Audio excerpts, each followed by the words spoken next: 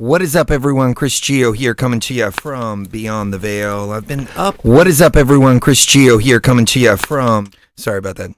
All right. Chris Gio here, coming to you from Beyond the Veil. I've been up tonight, and I'm a little bit vexed about some situations that have been going on, and it's kind of kept me up tonight. And so I figured I'd turn on the stream, talk about what's on my mind. I have Mrs. Gio here with me.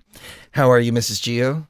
Doing pretty good tonight. Are you? Yeah, it is about 3 o'clock in the morning, so we're both a little bit out of it, but there's some important things going on. And I was talking to a friend of mine earlier about a particular situation that we're going to get into here in the broadcast. And the question that we are going to pose to everybody out there is, what would you do in this situation? Do you comply or do you die? And if you do comply, there is a chance that you will die. And if you don't comply, there's an even bigger chance that you will die. I know this is a very grim topic that we're talking about tonight. However, it's one that has been, in my opinion, one of our biggest fears when it came to this whole zombie virus situation from the very beginning, when we were completely and totally anti-mandates all across the board. We knew where they were heading. And knowing where they were heading, it was a system of control. And it was population reduction. And we're watching this happen right now. So anything you wanted to say before we jump into it? No, just that as somebody that has I've had a lot of health challenges in the past, which for the most part have been controlled for the last several years with iLife. I just have to say that because it's just done such wonders for my health as far as getting me away from all of the big pharma kind of stuff. But as far as this kind of thing goes, it's kind of, it's one thing to be denied being able to see it. Before we get into it, let me play this clip. Yeah, please do. This will kind of explain the topic, and then we'll jump into it here in just a moment. My son has gone to the edge of death to stick to his guns. David Ferguson is speaking out passionately on behalf of his son, DJ. He says the 31-year-old is fighting for his life at Brigham and Women's Hospital and in desperate need of a heart transplant. His heart has now deteriorated so much to the point where it won't work on its own. The family says he was at the front of the line to receive a transplant, but because he has not received his COVID-19 vaccination, he is no longer eligible according to the hospital policy. And Ferguson says his son refuses to get the shot. It's kind of against his basic principles. He doesn't really believe in it. Brigham and Women's released a statement saying, like many other transplant programs in the United States, the COVID-19 vaccine is one of several vaccines and lifestyle behaviors required for transplant candidates in the Mass General Brigham system in order to create both the best chance for a successful operation and also the patient's survival after transplantation. Post any transplant, kidney, heart, whatever, your immune system is shut off. Dr. Arthur Kaplan is head of medical ethics at NYU Grossman School of Medicine. He says being vaccinated is necessary for this type of procedure. The flu could kill you. A cold could kill you. COVID could kill you. The organs are scarce. We're not going to distribute them to someone who has a very poor chance of living when others who are vaccinated have a much better chance post-surgery of surviving. Currently, DJ is a patient here at Brigham and Women's Hospital. He's a father of 2 children with another child on the way. The family's not sure what they'll do at this time. They're thinking about transferring, but right now they say he's too weak to move. While the family says DJ has received great care from doctors and nurses at Brigham and Women's Hospital, they just don't agree with the heart transplant COVID vaccination policy. It's his body. It's his choice. In Boston, I'm Paul Burton, WBZ News. So this article came out today, and it kind of coincides with some of the things that have been going on in the background here at Beyond the Veil, and at TFRlive.com as well. We recently lost one of our dear friends, Kev Baker. And Kev Baker was one of the staple hosts at TFRlive.com. He's been on us. He's been on the station with us for about 10 years almost.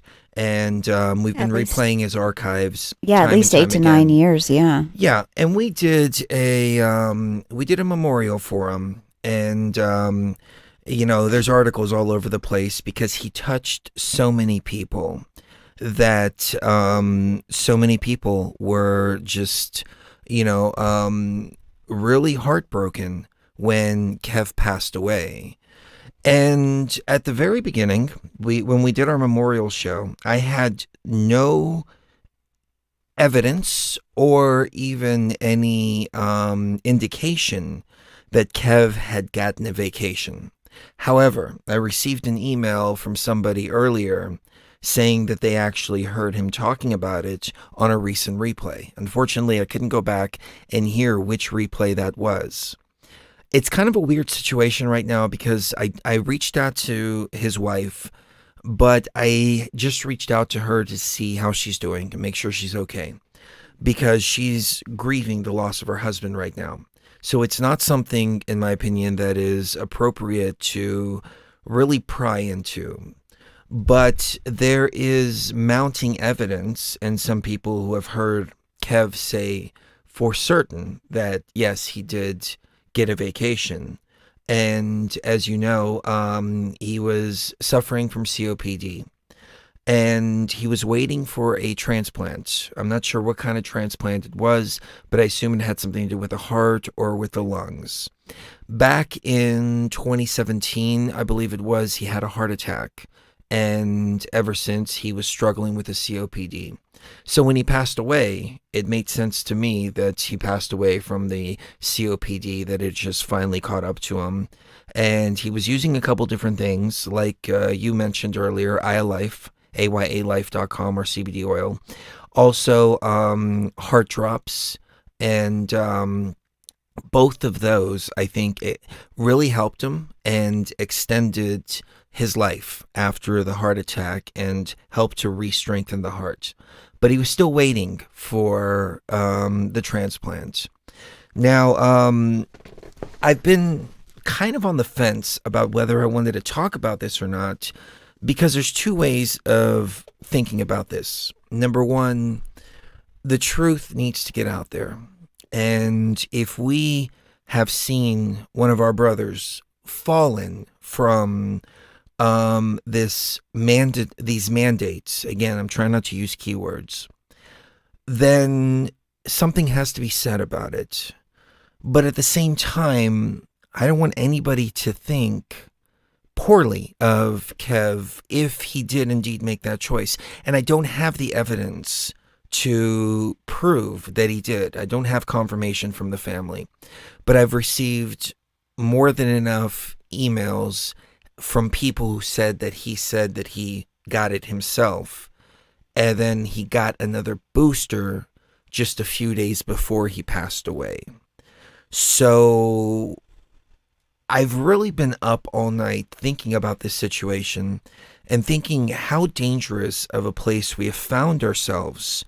And this is exactly where I knew we were going to be headed. And as I played in that first video about the guy with the heart transplant, he had, I think, 4 children, a wife, and he was next in line for the transplant. But his convictions were so deep about not wanting to take this experimental thing that he was willing to give his life up to protect the freedoms of his children and his grandchildren. I don't know the laws in Scotland where Kev was. I don't know how universal health care works over there. But I can tell you this. When you have universal health care and it's government mandated, then that means that they pretty much call all the shots on what happens to your body. You sign your body over, and if you don't do what they say, they can cut you off from your health care. And when you have something as serious as COPD, when you are waiting for a transplant, they can very easily cut that off and say, well, you're going to take this and this and this, and if you refuse, we're no longer going to treat you. Now, I've been kicking this around in my mind and just trying to, figure this out. But I've been up all night now because I'm really bothered to hear a similar story, not in Scotland, but something that happened here in the United States. A gentleman that is fighting for his life right now, waiting to get that transplant. Now, we can't say for sure that Kev did get the vacation. We can't say for sure that he did get a booster. But if he did, and a couple days later had an adverse reaction to that booster, I think it just goes to show how dangerous this thing really is. But then I started thinking about it from the flip side of the coin. I started thinking about if I was in Kev's shoes, if I was in that gentleman's shoes as well, who's waiting for that heart transplant. Where is that line that you draw where you do risk versus benefit analysis, and you're waiting for a heart transplant? You have a much better chance of survival if you get that heart transplant.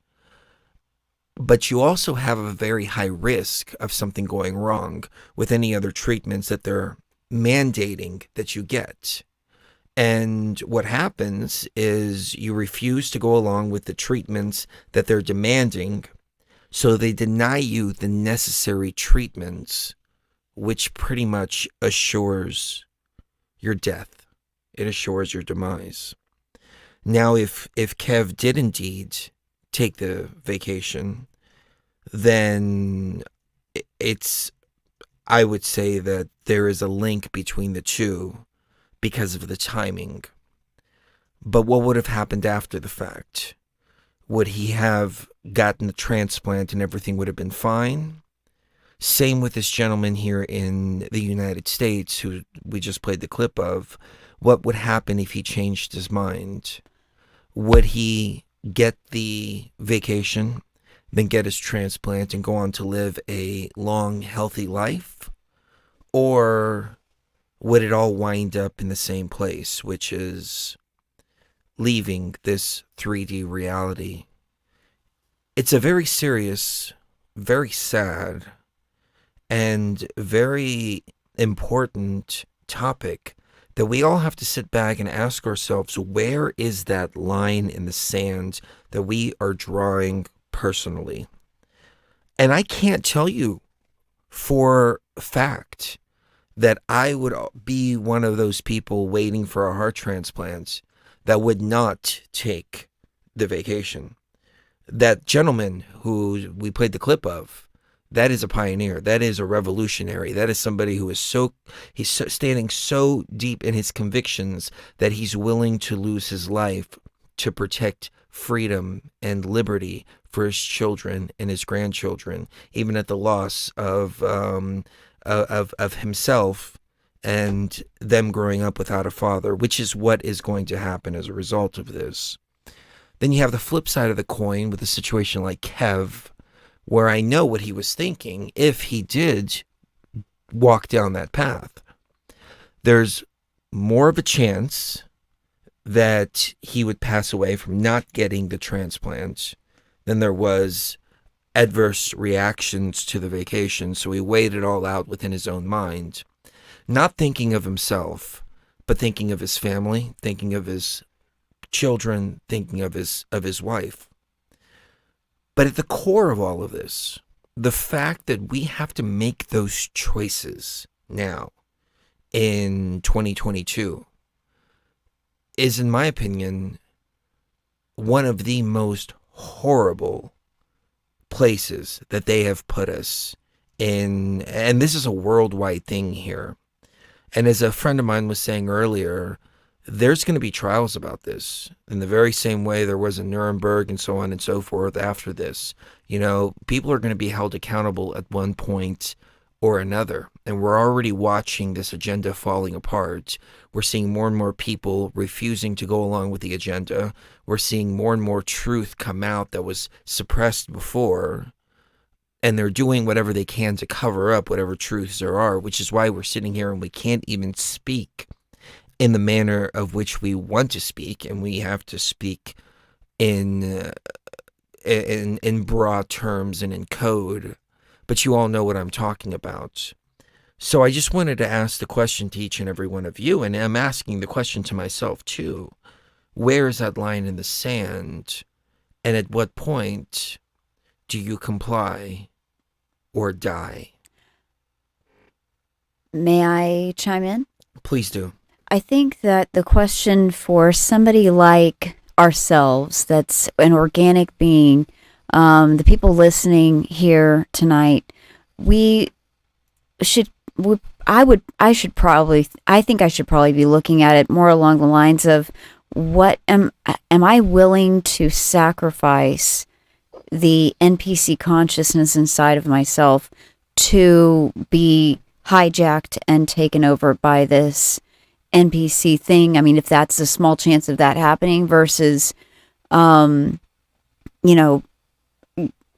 loss of healthcare, it to me, it wouldn't be worth it, just simply because I feel like there's nothing that comes close to value in terms of my consciousness. I've lost a lot, as far as physically. Like, there's a lot of things in this life that I can't do because of my physical state. And even if I had the choice to repair all of that by getting this, and because I know from the assimilation process that it's doing, I just would not. I don't think that I could do it, even.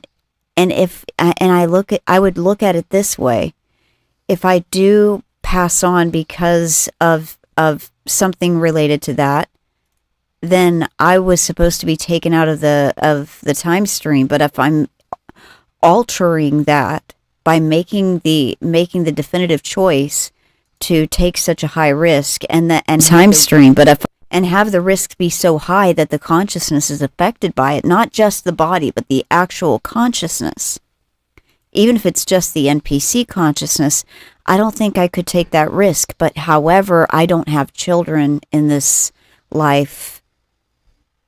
We don't have children. So, and although I have my twin, our mission here is our mission here. And then once the mission's over, that's when it's time to go home. So I'd rather let nature, let the natural flow of time itself determine how that's going to play out. Am I saying anything that's offensive? Or no, not at all. I'm reading the chat. Okay, I just want to make sure I'm not being offensive, because I don't fault anyone else for making a different decision than that. Just for me, myself, I would have to say no. But go ahead, I'm sorry. No, I'm right there with you. And Stavros Vasilis, Yasu Levendi, he said, anyone else here a quick loop? Yeah, I'm messing around with stuff here in the background.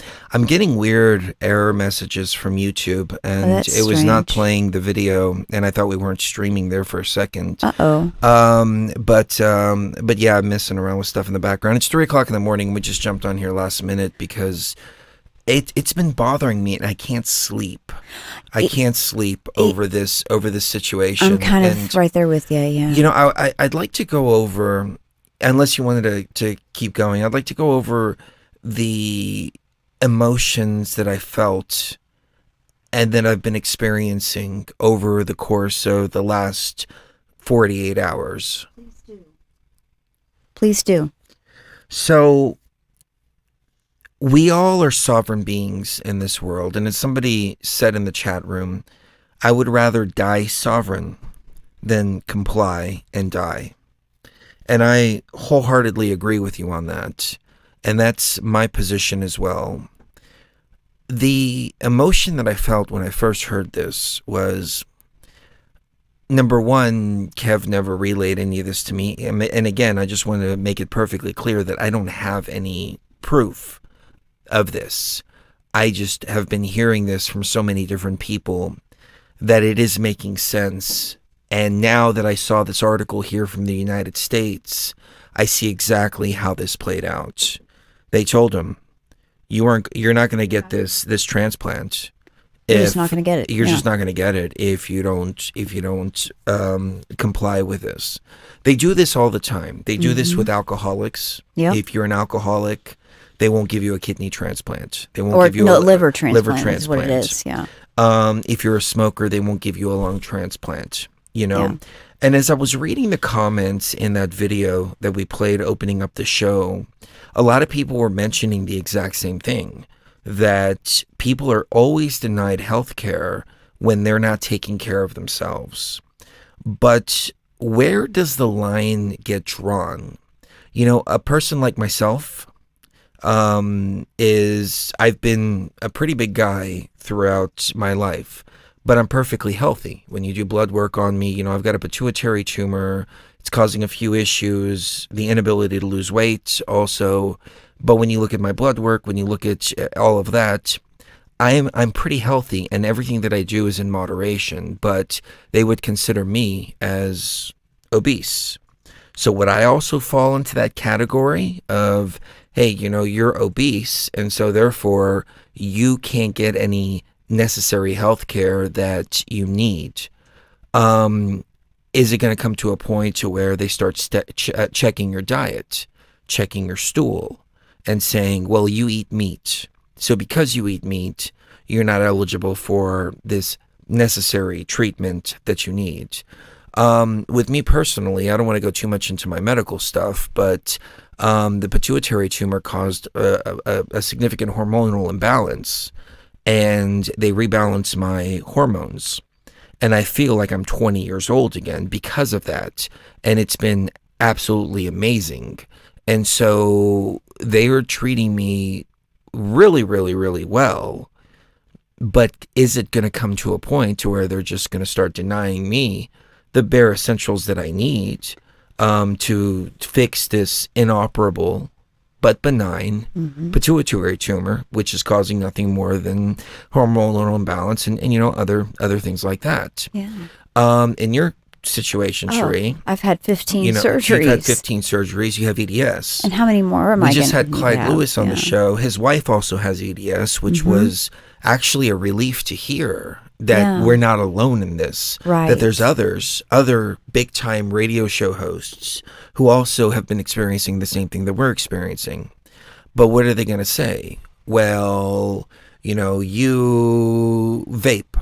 Yep. So now you're no longer eligible for any kind of care for your EDS. Right, You know, because you're not helping that This with is the two chemicals. Right. This is the camel's nose in the tent. And it's not even the camel's nose. Now the camel's head is in the tent. The camel's nose was in the tent as soon as they forced everybody to slap those face diapers on. And somebody said 15 surgeries. Damn, yes, 15 surgeries. Some major, some minor. She's actually in one of the medical books for one of the surgeries she had in 2012. Yeah, the intussusception one. Yeah, she had an because it's intussusception so rare.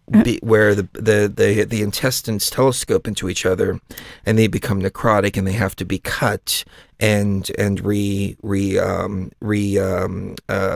sewn back together. And it's something that's very rare to happen in somebody in their 30s. It usually happens with babies.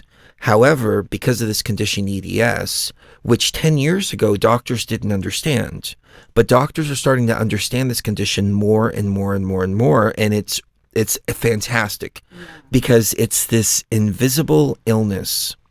And you can take a look at Cherie. She's gorgeous. She's beautiful. You can't tell that there's anything wrong with her. Thank you. But it's a connective tissue disorder that affects the insides. She's super bendy. You know, you can bend your fingers all the way back. Contortionists have EDS, you know, things like that. And there's 4 different types of EDS. Luckily, she doesn't have the vascular kind, which is the most dangerous kind. Yeah. However, naturally, organs and everything on the inside are going to be super stretchy, and as a result, they're going to have problems. So people in EDS with EDS live in constant pain, intractable pain, and pain to the point to where a lot of doctors, they say, hey, I can't find anything wrong. But you find a doctor that understands EDS and they go, oh, that's the most painful condition. It's even more painful than cancer. Yeah, in a lot of cases, yeah. Yeah. We have been so lucky to find healthcare professionals that understand EDS. And they saved her life with that really did. intussusception surgery. And it was only because the doctor understood EDS. We went to the ER at 12:30, right after doing a show. They had a surgeon there by 4:30 operating on her. And they said if we had waited just one more day, she would have been dead. Yeah. And she made a full recovery as a result. You have another surgery coming up, another one that's just as major. Yeah. And we have an amazing team. And we're resonating with people who are on our frequency. Yeah. And she has 3 of the best surgeons. Top notch. One of them, which is the best in his field in the United States of America. Top of his class at Harvard. He just happens to be here in Las Vegas because he loves Las Vegas. And I might have shared the story before, but he is not even in our insurance network. But the main surgeon called the insurance and made them accept this other surgeon. And she went and saw this other surgeon just the other day. And the guy said, this is a fascinating case. I mean, you've got EDS, you've got this, you've got that, et cetera, et cetera. At the very least, I'm going to sit in on your surgery and I'm going to watch. And I think this surgery also is going to go in the medical books as well. Yeah.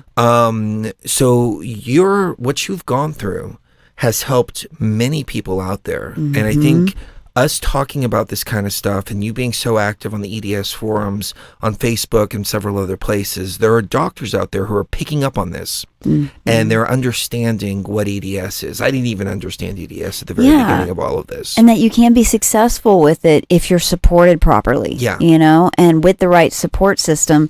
I've seen people be pediatricians still with EDS. I've seen people do where they raise horses still. People have really active lives if you just have the right support system, which for me, that's my twin and my tribe. Yeah. And then the fantastic team that we've been able to find in the last couple of years. I mean, amazing people. Before we get too far off point, though, what I wanted to say is that are they going to eventually say, hey, if you don't get this thing, we're no longer going to be able to treat you? Luckily, the doctors that we have surrounded ourselves with are anti-vacation and anti-mandates. They're anti-mandates all across the board because they understand what's going on. Right. As a matter of fact, one that you went to recently said, if you're showing signs, then you are free to wear a mandate. I'm just going to call it a mandate. Yes. If not, you're free to not wear one. Right. And I was like, oh my God, I don't know what's going on. But we just seem to be resonating with these people who are also resonating on the same frequency. Right. Not only that, but as you said earlier, we have a magnificent tribe. Yes, we do. And we have, over the last couple months, I'm going a little bit off topic. I don't mean to talk too much about ourselves here, but we're talking about medical stuff. We've had a little bit of a scare because we were in a car accident a few months ago, about a year ago now. Yeah. And the car accident caused some major issues. And this major surgery is a result of this car accident. Pelvic nerve damage, yeah. And so they were very, very concerned about cancer. And this has been on our mind over the last couple of months. Real quick, what causes EDS? EDS is a condition that you're born with. Yeah, it's a genetic connective tissue. It's a genetic condition. There's nothing that can do to avoid it. There's nothing you can do to you can only treat it. It's nothing you get. It's nothing you contract. It's just DNA code. Yeah, it's a mutation in a type of collagen known as type 5 collagen, and so it's found in the joints, the muscles, the skin, and the internal organs. But at least it's not the other type, which would have made it. It would have killed me in 2012 had I had the vascular type. Most people with vascular type only live to be about 48 years old because they can't be you can't do surgery on You them. can't operate on them. Because when you pull the tissue tears immediately. Like tissue paper. Yeah, when you have the Yeah. vascular type. So they can't cut in and then re-sew. Right. Yeah. The stitches just don't hold. So it's And really difficult. Yeah. And so However- I'm lucky. Yeah. Yes. However, let me Yeah. go on with this real quick, and then I'll pass it over to you. Yeah. We have an amazing tribe here at Beyond the Veil, sending nothing but positive energy. Mm-hmm. We have our own higher consciousness and sense of self of who we are. Right after the car accident, they did an MRI of my back, and they said that I had metastatic disease. And I was like, that's bullshit. I don't have metastatic disease. That's ridiculous. Yeah. And they did blood work. They did all kinds of tests. They did this. They did that. I didn't even know what metastatic disease was. And Sheree was like, it's stage 4 cancer, sweetie. Yeah, that's they're what you saying. get when you get stage 4 cancer. Yeah, it that's spreads. what they're saying you have in your back. And Yeah. I'm like, no, I don't. I don't have it. I'm not willing to accept that reality Right. into my life. And as time progressed, the doctors just said, well, it must be a misreading of the MRI. Sometimes it happens. And I said, maybe not. But they did find this pituitary tumor, which I'd been complaining about for ever since I came back from Egypt. I knew when we went to Egypt and all that energy passed through us, there was going to be something going on, and I expected a much larger brain tumor. Yeah, I went through his head. When they said it was a small pituitary tumor, I was like, oh, really? I was relieved. I was expecting something major, an inoperable brain tumor that is, malignant. Right. But I wasn't willing to accept that reality in my life. And so, maybe it's mind over matter, but we've also been using Life pretty regularly. Life is our CBD oil. It's 99% pure CBD. We extract the CBD and we put the ayahuasca vine in it. And I'm having internet problems right now, and so I can't pull up the website for some reason, but it's ayalife.com. And we have a buy one, get one free coupon, BTV Tribe. I'll see about pulling up the website here in just a moment, but I've been having all kinds of weird internet connection problems. So I do have to say that I have been pumping myself up with CBD for several years now. So that could have played a factor to it. But I wasn't willing to accept that as my reality. Right. Over the last couple of months, we have been worried about this thing that's going on here. And I don't mean to speak for you, but I mean you've really been worried that you have cancer. Well, they found a tumor also. Yeah, they found a tumor in Oh, go ahead.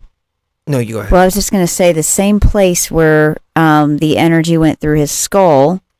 When we were in the pyramid together, we were creating an energy field that basically connected us at the heart and went down my middle and into the earth when we were in the sarcophagus in the king's chamber. And I think what happened then was that burst of energy caused these tumors. However, I wasn't all that concerned that it was cancer, but I knew something was growing in there, and I was like, there's something else besides the nerve damage that's in there, and it's growing. And I remember you asking me, does it feel like it's cancer? And I'm like, it doesn't. It doesn't feel like it's eating me. It feels like it's feeding off of me, or that it's just growing. And so, we went and did this. And what did you tell me whenever I went in? I remember you told me something, like you need to decide right now what it's going to be. And, like whenever I told you, okay, they're going to do it on this day. And you said, well, you need to decide right now, is it going to be cancer or is it not going to be cancer? Because you cannot have it in your consciousness at all. Like you turned into your higher self, like 100%. And you said you cannot have it in your consciousness at all that this is anything but a, benign thing that you're going to get rid of. Again, I don't mean to speak out of line.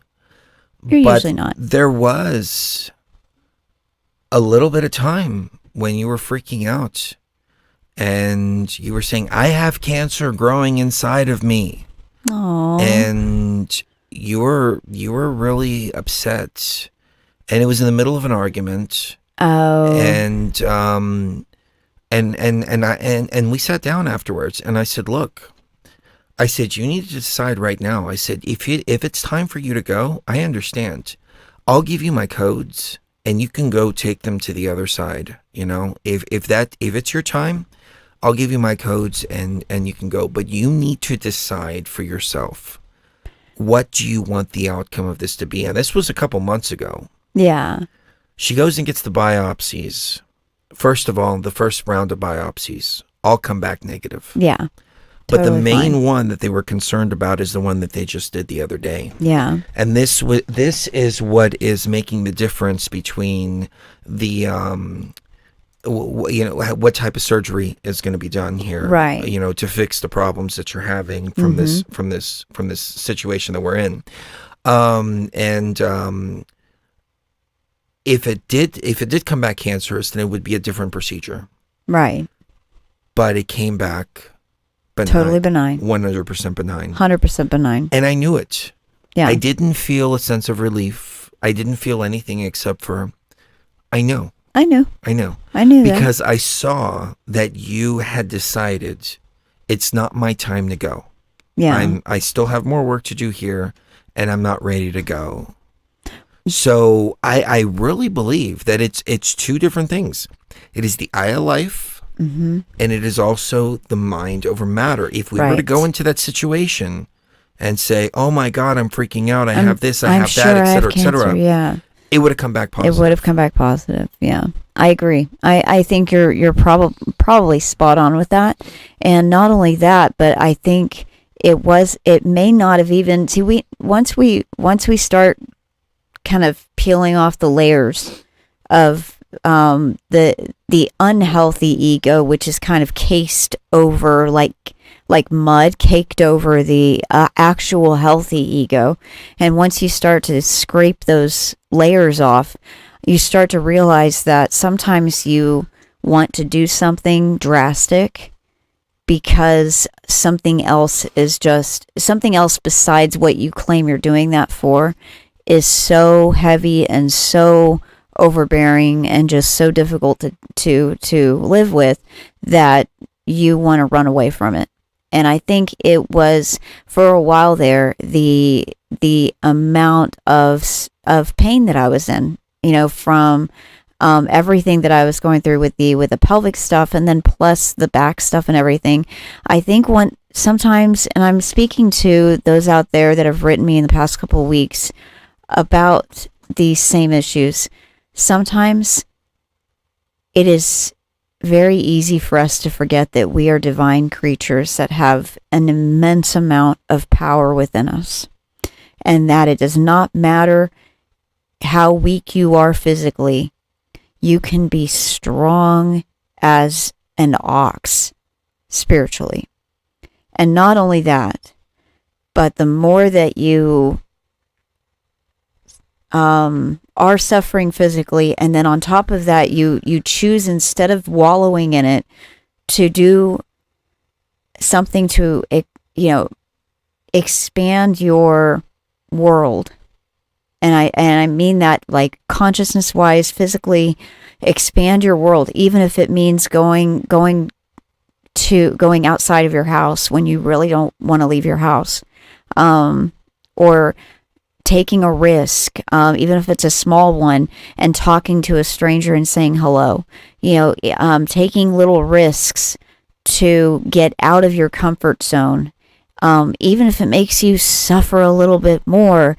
The rewards of that are immense, because it's kind of like on an ayahuasca journey. If the more you surrender and say, you know what, this is out of my control, and it's okay for it to be out of my control. Same goes with this kind of thing. If you tell yourself it's okay to be hurting a little bit right now, it's going to end. I don't mean to interrupt, but can you back up from the microphone just okay, I'm sorry. It's going to end. it's going to end eventually, but my consciousness is eternal, and my mind is so much bigger than this. Then eventually you start to do something interesting. Not only are you dealing with it better, you can actually start to build up that energy of power that you feel over the situation that you're in, and gather that power together and harness it, and then you use it for magic. And when I say magic, I mean rewriting the code of your reality as a programmer in order to make the reality a better place for everyone involved, everyone in your sphere, including yourself. Can you step in? Because I feel like I'm rambling. No, sorry. You're not rambling at all. I completely agree with you. And what I hope to inspire people is by number one, we've still been doing shows. We've still been doing everything that we need to do despite all this. And we might have mentioned it once or twice, but we don't harp on about it on and on and on. But we've been dealing with some really, really, really heavy shit over the last couple of months. And I want to say thank you to our Patreons, especially patreon.com/BTV Tribe, for bearing with us. I want to say thank you to the BTV Tribe for all the positive energy that you guys and gals have been sending. And I also hope to inspire people out there that you have the power to leave whenever you want to leave. And giving up that power, giving up that sovereignty is how this machine traps you. Is how you get exited out of the game before you're supposed to be exited, or you miss your exit because you do something that keeps you in the game longer than you're supposed to be here for. So whatever you're going through out there, some people may be going through cancer, some people may be going through, very difficult times right now. The organic consciousness out there has the power to manifest their own reality. And that's what they're trying to take away from us. They're trying to, they can never take it away from us, but they're trying to make us forget that we have the ultimate power. And if there's anything that we can do here at Beyond the Veil, is we can inspire people and remind people that you have the ultimate power. Well, I hear from everybody else, and it's ridiculous. I was talking to a friend of mine, and she was going on and on and on about all these New Agers and how they're involved in this and they're involved in that, and they're involved in pizza-related stuff, and they're involved in mafia stuff, they're involved in heroin running and all this. And basically, like, even the entire New Age community is even worse than the truther community as far as who's connected to who, and it's all like a big like CIA operation and so on and so forth. And I'm sitting back and I'm like, I'm so glad Cherie and I just kind of kept to ourselves, did our own thing. We've protected each other. Yeah, we have protected each other, because there's been people that have come into the sphere who have been shady as fuck. And the other ones, like me from them, and vice versa. Vice versa, yeah. But what I'm saying is that I don't hear anybody talking about your own power.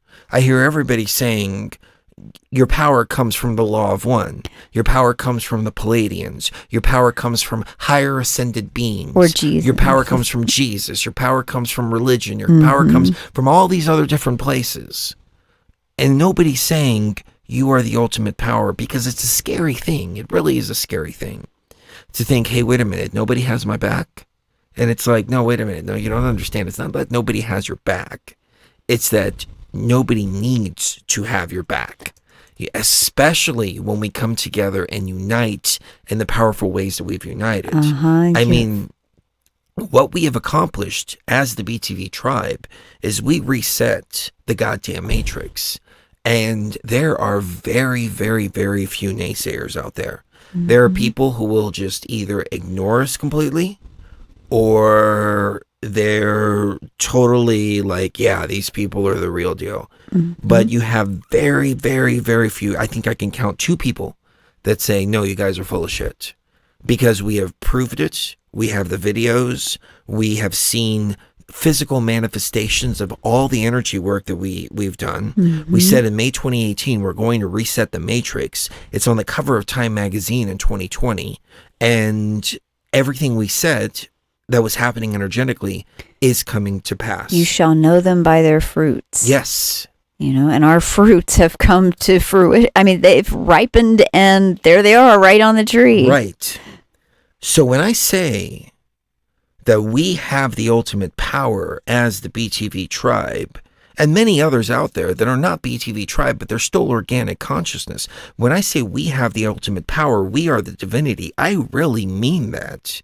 And I want you out there to really believe that you don't need any outside influence. You don't need any outside power sources. You don't need any of that. You can draw from the power of everybody here collectively, but ultimately it's your journey and it's your path. And we're both here examples of people who have had stuff happen to our bodies because of the mass amount of pressure that we've put on them. I mean, you know, I'm not trying to pat myself on the back here. I'm just telling it how it is. No human is supposed to travel to the 13th dimension. No human is supposed to be able to take on the amount of radiation, whether it's physical or metaphysical, that passes through the Great Pyramid during a reset process. I mean, this was hardcore, and it really fucked with me afterwards. I didn't come back, you know, going, oh, look how holy I am. I didn't change my name to some kind of ancient Bible thing. Nothing like that. I came back and it was traumatizing, but it needed to be done. And at the same time, it wound up with physical manifestations of the energies that were passing through. But at the same time, we were even able to take that and reverse that and say, no, we have drawn the line. We are not willing to accept cancer in our reality. We are not willing to accept the zombie virus in our reality. We're not willing to accept any of this stuff within our reality. And maybe we are just super fucking lucky. You know, maybe it's just one big coincidence, because that's what the naysayers out there will say. It's one big coincidence that we went out to Egypt and did what we did. It's one big coincidence that it flooded for 3 days. It's one big coincidence that they locked down the entire freaking world and put the Matrix reset right on the cover of Time magazine. It's one big fucking coincidence that we're surrounded by all these people who are of the same frequency, who are treating our bodies. They're against the mandates and so on and so forth. But I say bullshit. I say when you're vibrating at that frequency, then like attracts like. Mm-hmm. And that's why all of you are here with us. Right. Because like attracts like. And I want to see others out there who are also surrounded by the same types of frequency. And a friend of mine I was talking to was freaking out about this and saying, oh my God, what are they doing? They're denying people these transplants, they're denying this, they're denying that, et cetera, et cetera, et cetera. And if Kev fell victim to that as well, I think that we as organic consciousness, we're outside of all this. This is NPC stuff that's going on right now. We're just kind of like stuck in the same space. But on a personal, individual level, we have the ability to vibrate and shift out of all this and just be observers of everything that's going on. And so it's still like my 3D consciousness is still having a hard time grasping the idea, but I know from a higher consciousness perspective that as long as you know who you are, as long as you are walking your higher path, there's nothing that can fuck with you. Yeah. You are invincible.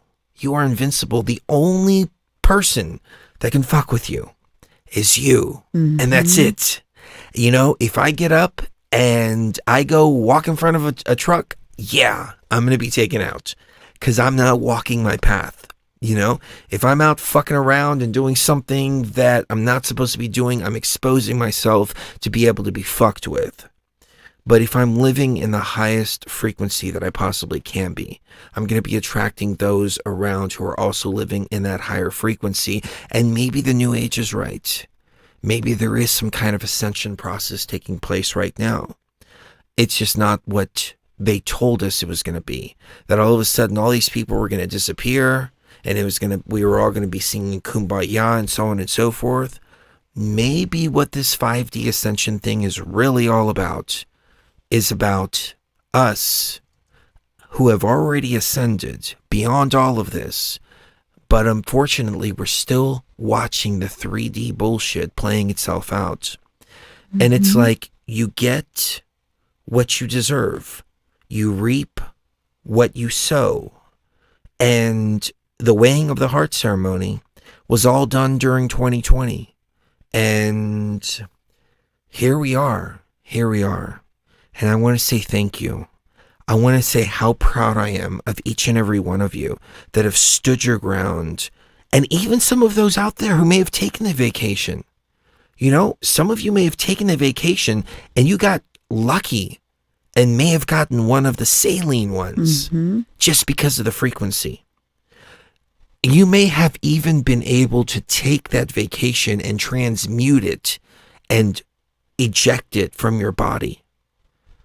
There's that possibility too. Now, I'm not going to go be a guinea pig and I'm not going to go test this out for myself. Of course not. But what I'm saying is that the power of organic consciousness is so vast. Just about to say that. Your power is so vast that you can do anything.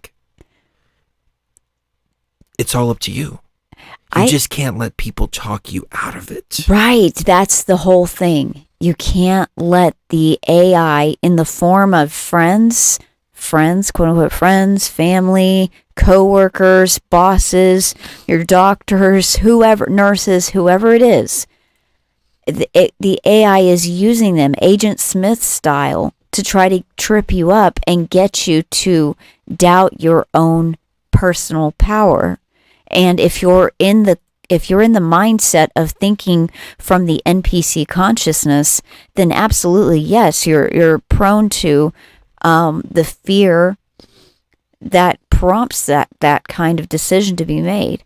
And I think we can go back to something Terence McKenna said very clearly many times, which is this: culture is not your friend.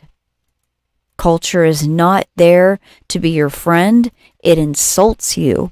It overpowers you. It uses and abuses you. You know, you would not do half the things that you do in regular life if it weren't for culture and its effect on our mass society, which is trickled down to all of us.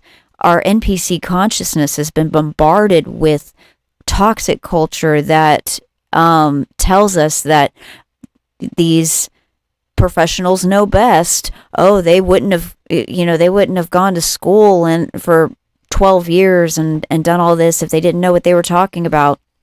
Yeah, they know what they're talking about, all right, from the perspective in the medical books that they've been reading.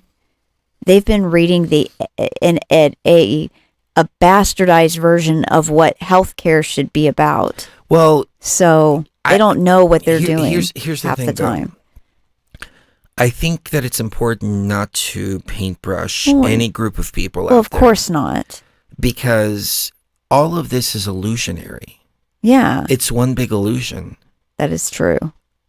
You have a lot of doctors out there that are out there speaking the truth. We're surrounded by them. Every medical professional that we go see, from dentist to massage therapist, anybody, they're all in the know. Right. And they're all vibrating on the same frequency we are. Exactly. There's others out there like us. What they're trying to do is create this illusion that it's the entire system out there. Right. And it's not. They're trying to create the illusion that we are in the minority. We are in the vast, vast, vast majority. And I've always believed this from 2020, with the whole situation that happened in 2021, with the whole selection situation and all of that. They were trying to make it look like we were in the minority. but we are the majority. That's why they had to do, here's $100 if you go do this. Right. Oh, we're going to buy everybody a beer if you go do this. Oh, we're going to do a lotto if you do this. They've had to coax people over and over and over and over again. No, I get everything everything had to be done by coercion. Now, there is a group of the population out there that they are just, brainless zombies, and they'll just go along with anything. But it's a small group of the population. We are the majority, but somehow we have let the minority out there make us believe that we are the minority, and they have somehow been able to enact all these different mandates and all of this. And it's all become like this herd mentality kind of situation. I mean, think about this. I have no problem with LGBT people. You know this. I know this. I at the very beginning of all this, I was a big proponent of LGBT. The reason for that is because I didn't understand why Alex Jones and other people like them were picking on them. And it pissed me off way back in like 2008, 2009 when all this was happening, because I was thinking to myself, this is a bunch of Christian propaganda bullshit. And that demographic of people is a small portion of the entire population. However, they've managed to use that agenda, the LGBT agenda, to completely bring in a whole new agenda where they're twisting words around, they're bringing in new speak, they're changing the definition of words, and it's bleeding out not only to the LGBT thing, but it's also bleeding out now into our entire lexicon and the way that we communicate with one another. These people are in the small minority, extremely small minority, because it's not even all LGBT people who agree with the LGBT propaganda. It's a small minority. I would even take it a step further and say BLM as well. BLM, there was a Vietnamese lady who got fired just recently from the Real Housewives of Salt Lake City or something like that. I don't watch any of these nonsense shows, but she said BLM are a bunch of thugs and rioters and looters way back in 2020. Those tweets resurfaced, and she got fired from the show. And she was called a racist. She didn't say that black people were thugs. She didn't say that black people were looters and rioters. She said BLM as a group, as an organization.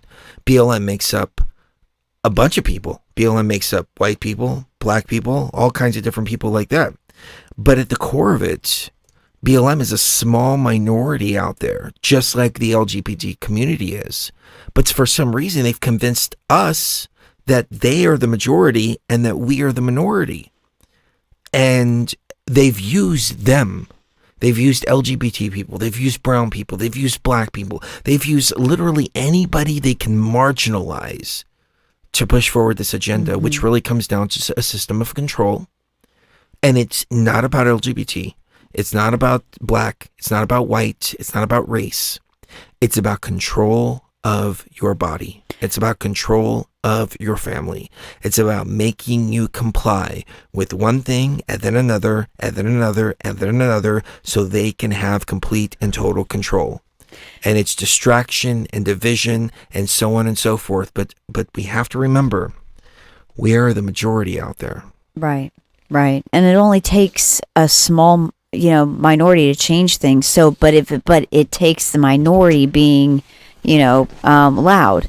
So if even a small percentage of that majority were to be more loud, that would be different. But I think what I was misunderstood a little bit earlier whenever I was trying to say, if it weren't the case where you can't get work in places like Australia and in places like here, it's very difficult or next to impossible to find work that's at a corporation of some sort or at some kind of business that has more than a certain number of employees without getting that thing.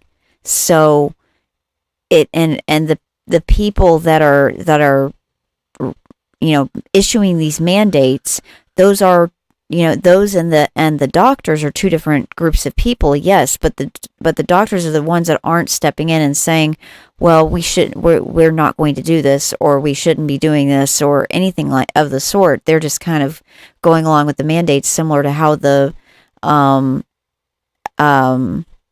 like whenever people go in and say my employer is making me do this, I don't see a whole lot of opposition from the medical community saying, well, you shouldn't be doing this for work. And in fact, most hospital systems, I think I'm more talking about hospital systems and administrations and things that are making the decisions for the medical community up at the top, which are these boards and people that haven't even been doctors for like 30 years. They're the ones that are issuing these things saying, okay, well, if there's mandates, then you need to follow these mandates.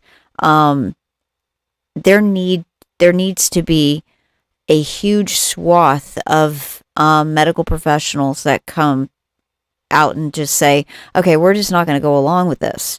If there's even a hint of anything forced going on, because they need to start worrying about 10 years from now if they're violating any kinds of Geneva Conventions or things like that with their actions. Because I don't think that this is going to turn out well for the ones at the bottom. Do you realize what I'm saying? No, I completely agree. The question is, what do we do now, though? We need to find the people like we found our people, right? And explain that. Explain how we did that. Well, I mean, I think we just need to just lead by example and just encourage others to stand their ground, to really weigh out the risk and benefits. I mean, in a situation like Kev Baker, he was in a really bad place, and the risk and benefit there. I mean, I think if he did go along with it, there was the risk and benefit. It's either you're going to go from the vacation or you're going to go from being denied a heart transplant. You're damned if you do, you're damned if you don't. And they're putting people in that situation. That is a huge problem. But I asked myself too, with your situation, the little scare that we had, but we put it out there that no, it's not going to be cancerous. And sure enough, came back negative. Mind over matter. We believe that. However, I also have to really think about things from a 360-degree perspective. I've been recently watching a lot of Dexter, and Michael C. Hall has been an amazing actor. He actually has a band called Princess Goes to the Butterfly Museum. Let me repeat that. Mm-hmm.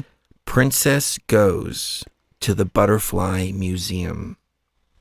Now, there's two ways to look at it. You can look at it as his official reasoning for naming his band that, which is that's what his daughter wanted to name her band, and so he named his band after that. Or Princess Goes to the Butterfly Museum, to me sounds like some MK Ultra disclosure type stuff. It sounds like. And when you listen to some of his songs, he's got a song called Ketamine, which is an amazing song. And I didn't realize that Michael C. Hall was such an incredible, not only actor, but also a musician. And he went and he did this ketamine treatment, and he wrote this song called Ketamine. And I listened to some of the other tracks that he has. He has one called Cruel World. And the Cruel World one, the imagery, the video, all of that, even Ketamine, look it up. Princess Goes to the Butterfly Museum. It's beautiful music. But I think what he's doing is he's saying, I'm breaking free of this control, which is Hollywood. I'm breaking free of all of this. And I'm also disclosing a lot of the fucked up things that have been happening, which is why ever since Dexter, he hasn't really done very much. He's been doing more Broadway stuff. But the reason that I bring up Michael C. Hall is because during the first couple of seasons of Dexter, Michael C. Hall was diagnosed with cancer, and he didn't tell anybody about it. He continued to do it, and I think it was in season 4 that he actually wore a wig because he had no hair from the chemotherapy that he was going through. But he was so determined and dedicated to doing what he loves, which is acting, which is being Michael C. Hall, which is doing what he does, that he didn't let that cancer stop him. And he said, according to this, which there's a little bit of a discrepancy in what he said versus the timeline. To my understanding, he got cancer right at the very beginning of the first season of Dexter. But he was wearing a wig in season 4, season 5. And if that's the case, then his cancer must have been a lot longer. But maybe he got cancer later on. I don't know exactly when he got cancer. But what he said in an interview, he said that the treatment was only 6 months and that cancer treatment had advanced so much that his father died of cancer at 39. His mother had breast cancer and she survived. So when he reached 38 years old, he knew that something was coming in his family because all of his family had it. So he was ready for it. But he was not only ready for it, but he was ready to continue doing what he loved to do, what he was passionate about. And then went off and started this freaking amazing band that has the craziest name in the world, that you would look at it and think, what a stupid name. And then you listen to the music and you're like, oh my God, this is such inspiring music. And based on ketamine experiences. And he survived and he's doing great. Yeah, he only had the cancer the one time, and it was for season 5, though. It was in the middle of season 5. It wasn't at the beginning. It was in the middle of season 5 so he didn't have in 2010. it during season 1. So this was a 6-month treatment. Mm-hmm. So he found out he had the cancer during season 5. Then he started doing the treatment. He had a couple episodes left to do, and he was doing treatment. Didn't let any of his cast members know, and went through with the treatment. And now he's doing great. That story right there made me rethink my position on chemotherapy and cancer treatments. Because if they would have come back and said that you had that the biopsy was positive and it was malignant, because of Michael C. Hall's experience, then I would have to ask myself, is it possible that you could go through something like that and have it come out and be beneficial? I mean, your grandmother, I hope I'm not talking too much about your family, but she's 84 years old and just beat stage 4 lung cancer. So second time of cancer. Second time, yeah. Mm-hmm.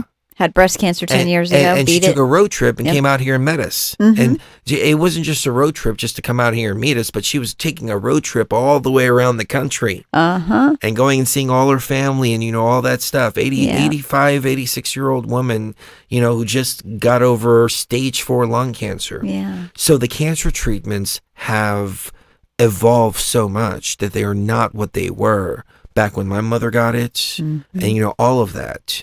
So again, based upon that new information, I also have to ask myself, if something like that was to happen, the official position is absolutely no chemo, nothing at all, period. But now it's come down to the point of just taking a pill. And it's a toxic pill, but it's nothing more than taking a pill now these days. Does the perspective change on doing that? Now, I don't think we have anything to worry about because, like I said, we have iLife, and we've been using iLife for quite some time. I finally am able to get it on the screen. It's our CBD oil, and we have gone through the whole zombie virus situation. We've both been, we've both had situations where doctors have thought we've had cancer before. We've come back negative. Perfect blood work, pain reduction. If you go back to a few previous shows, we've got callers that just call in and just rave about it. You look in the comments section, people just leave random comments about how well it's been working, so on and so forth. We've got a buy one, get one free coupon for you. It is BTV Tribe, all lowercase. Put 246810 in your cart and go to checkout, and you will get 50% off when you put the coupon code BTV Tribe here at checkout. Nice, Marissa. I can't say that this is the result, or that this was the cause of both of us, not just one, but both of us, going to the doctor and having the doctor saying, you got metastatic disease in your MRI. You need to go to an oncologist. And me saying, no, I don't need to do that. And then taking a ton of this stuff too, and taking this pretty consistently. Likewise, We can't say that you, for but sure. This other one the other day was like, "Oh, I'm about ready to send you to an oncologist. If this comes back positive." I mean, she was ready to send me to an oncologist, just like yours was. And I'm like, no, let's just let's not even mention that word. There's no reason to. Right. So there's been stuff going on in the body, protecting the body. There's been the mind. There's been all of that. Yeah. Somebody said I had 36 tumors and I refused treatments and pictured myself healed, and 1 year later, no tumors. Bravo. I applaud Cindy. That 100%. That's what I'm talking about. Yep. That's what I'm talking about. You can do pretty much anything. So Angie asked, mind. Does a CBD oil affect you mentally? CBD oil out there, it varies so much, it's unregulated. You can have CBD oil, they claim that there's no THC in it, and actually there is THC in it. Right. And I talked to a distributor that was, or a supplier that wanted us to carry some of their stuff. This is our own original formula here, but they wanted us to carry their stuff. And I was like, well, how do you guarantee with your process that there's no THC? And they said, oh, it all has THC in it. And I said, well, some of our people they're in pain management. And if they test positive for THC, that destroys their pain management. How do you guarantee, do you tell your customers, do you have some kind of disclaimer, you can test positive for THC? And they're like, no, it's up to them to do the research for themselves. And I'm like, oh my God. Like, seriously? Like, there's companies that are, like, operating like that? No. What we do is we extract the CBD, and it's 99% pure. We also use the ayahuasca vine, a few other secret ingredients, too, and infuse it into USDA certified organic coconut oil. It does two things. Number one, we don't do that fucking ethanol extraction, which is nasty. It's the crudest extraction that you can possibly do, which is why a lot of CBD tastes like crap. And number two, we refine it to the point where we remove all the THC out of there. And we do that for two reasons. Number one, because people, it's not something to get you high. It's something to make you better. And number two, we can ship it to all 50 states. Number three, we're completely and totally above board. And number four, a lot of our customers are in pain management. Even Cherie's doctor is giving it out to her patients because she gave it to her husband, and it worked so well that she started recommending this instead of NSAIDs. And we're lucky that we created this, because I should have it up on the screen while I'm talking.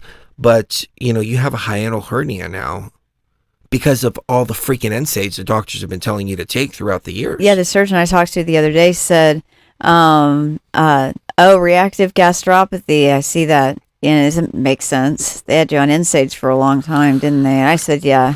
Yeah, that's what some of these doctors, their go-to is, you have pain, take some NSAIDs, take some NSAIDs. When NSAIDs don't treat pain, they treat inflammation. They treat inflammation, right. Right. But CBD treats inflammation too. CBD also treats cytokine storms. Right. And cytokine storms is what was causing the deaths from the zombie virus. This is according to the National Institute of Health. That's what gets you. Yeah. So this boosts the immune system. It reduces the inflammation. And we've just had people raving about it. You can go back and listen to some of the call-in shows. You can read through our comments on YouTube. I don't want to spend too much time talking about iLife. But no, iLife is for people like you who mentioned in the chat, I've used other CBDs and all they've made me sick. Yeah. Now, we have no ethanol in it. We have removed the THC. It's the best tasting oil out there. Yeah.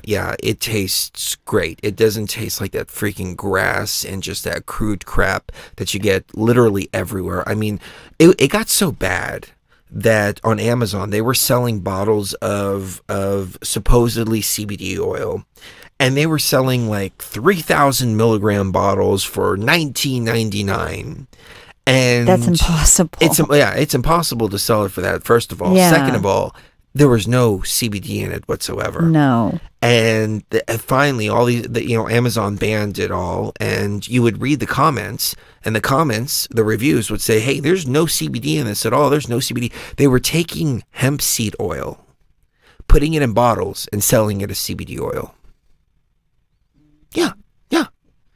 Freaking scammers out there. There are. And you know what? Let me tell you one more thing. When you said it boosts the immune system, immunomodulation is one of the newest realms of the immune system that they haven't really discovered everything about yet. But what they're discovering now that they've opened up the research to things like this, they've found that it's an immunomodulator.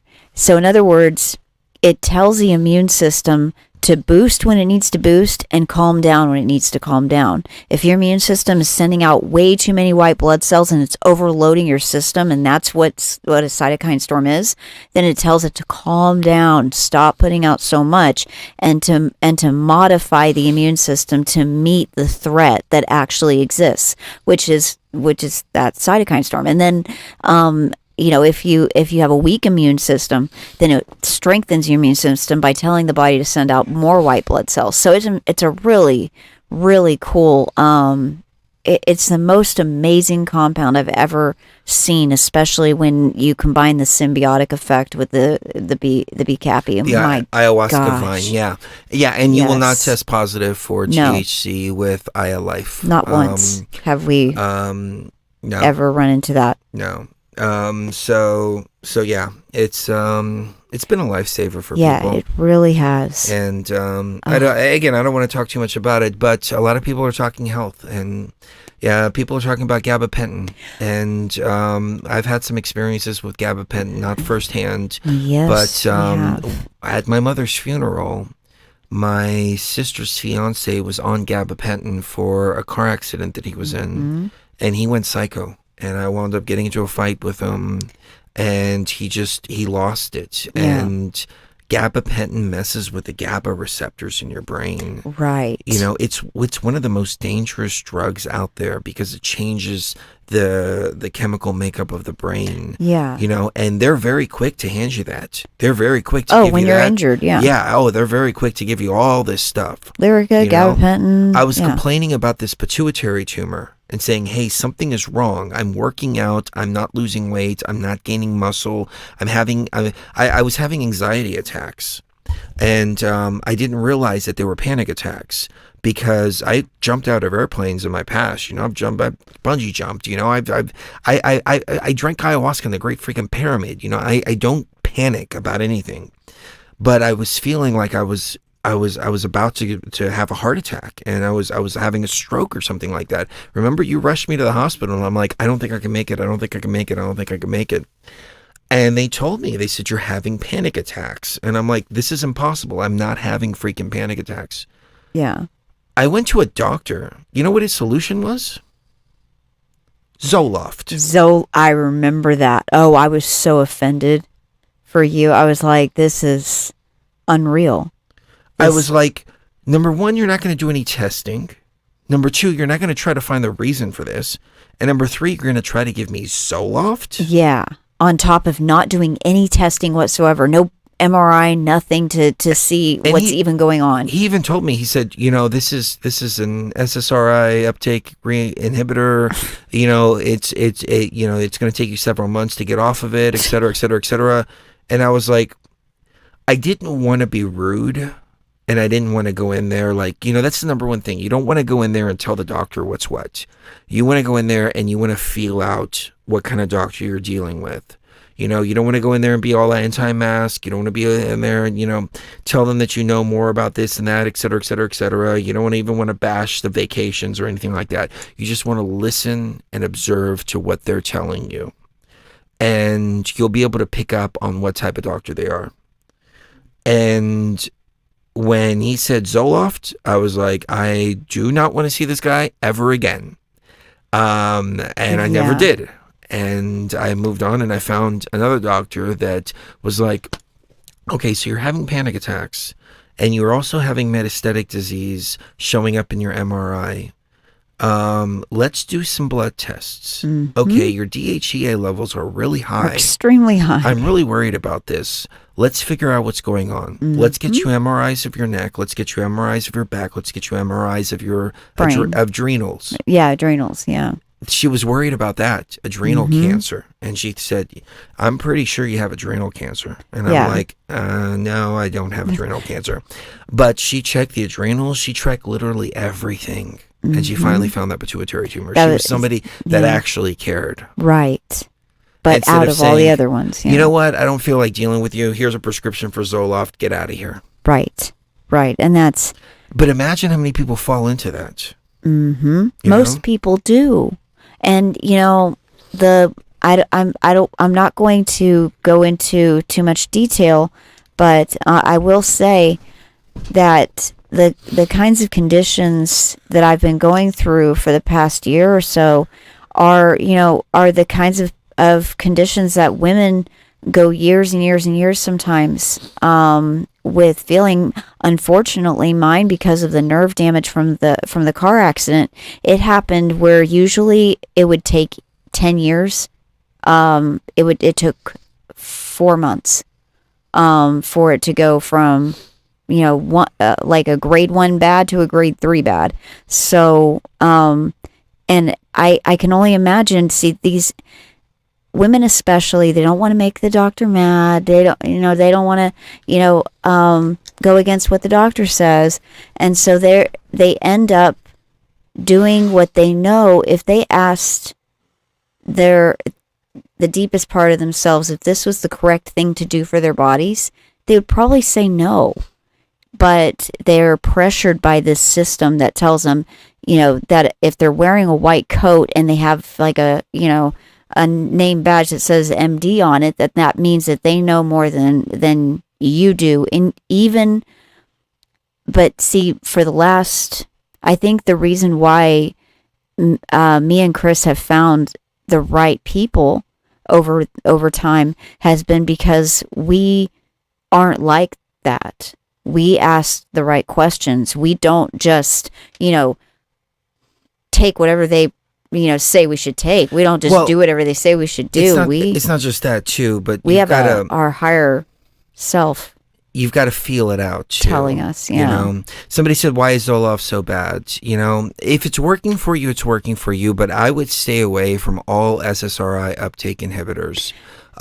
What it does is it allows the brain to sit in its own juices, and it literally rewires the brain. It marinates. In the same way, well, not in the same way, but in a very similar way to the way the gabapentin does. Gabapentin completely changes the nerve structure of the brain, and that's why people lose their minds on gabapentin. So these antidepressants, gabapentin, stuff like that, this changes the brain structure, and they're messing with something that shouldn't be messed with. Yeah. And the long-term effects of that, and not only that, but the fact that you have to spend months tapering off of it, if you ever get off of it, is something that is horrible. Yeah. The most horrible drug out there, in my humble opinion, is Suboxone. The manufacturers of Suboxone were bragging about how once they get somebody hooked on Suboxone, they're going to be hooked on it for life. And it's a lifelong prescription. And it's harder to get off. This is the drug manufacturers that are saying this, and they're boasting about all this. They were boasting about how antidepressant sales are going to go through the roof in the 90s once they start testing children and make mandatory testing for children in schools. Mm-hmm. At the exact same time, school shootings started to become a thing and started getting higher and higher and higher. And I actually did this graph. I think I have it on my Facebook page. I can probably pull it up if I needed to. But it showed the rise of antidepressant prescribed to kids and the rise of school shootings. Mm-hmm. And it literally, year for year, grew at the exact same rate. That's right. And they were boasting about how their profits were going to go through the roof by testing children earlier and earlier and earlier. And it's getting even more sinister. Let me get this point in real quick. Okay. They're passing laws that 12-year-olds are able to consent to having procedures done on them without the knowledge of their parents and without the consent of their parents. So if they go to school and they say, I want to have this experimental thing done to me, the school can hide those records from the parents and even from their family doctors. So let's say a situation where somebody goes to school, has the experimental treatment done. It's not in their medical records. It's hidden from the parents. It's hidden from the doctors as well. And then the parents decide, you know what? Maybe we've changed our minds and we want to go ahead and go get this experimental thing. Now the kid is double dosed. Because the kid's in a situation where he's like, oh, well, I'm scared to tell my parents that I already got it. Right. Because I lied to them. Right. This is the legislation that they're passing. It's 12 years old now. They're trying to make it under 12 now. That is so unbelievably dangerous. And let me tell you why. When a person is on, I knew someone very, very well who was on antidepressants from the time they were 16 years old until they were 26 years old. And it was really obvious by the time that they did step down off of them, because they didn't just stop taking them. They tried to stop taking them. And what happened was they would get these brain shocks. So it would go like, they'd move their eyes and it'd go, zzz, zzz, zzz. It's like this weird shocking thing.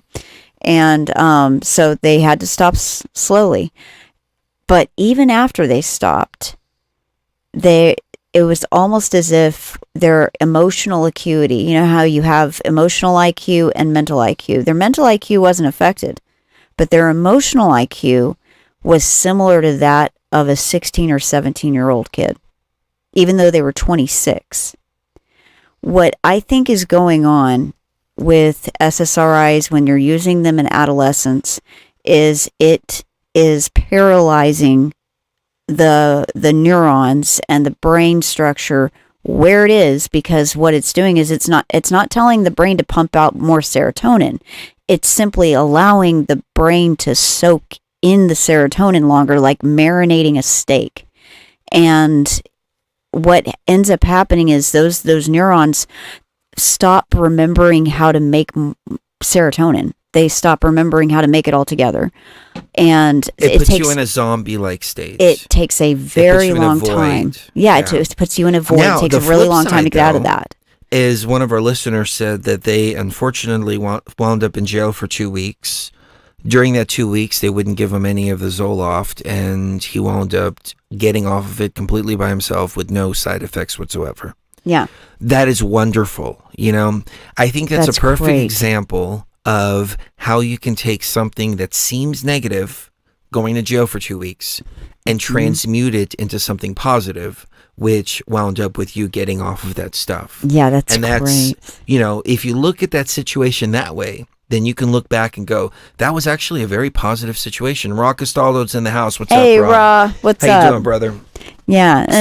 So if you can take a situation like that and transmute it into something positive, and right. I hope that's what you're doing, and from your message, it looks like that's what you're doing, and I want to see more people looking at the negative experiences in their lives, learning from them, growing from them, and saying, you know what, sure, it sucked while I was going through it, but I learned so much from it, and I grew from it.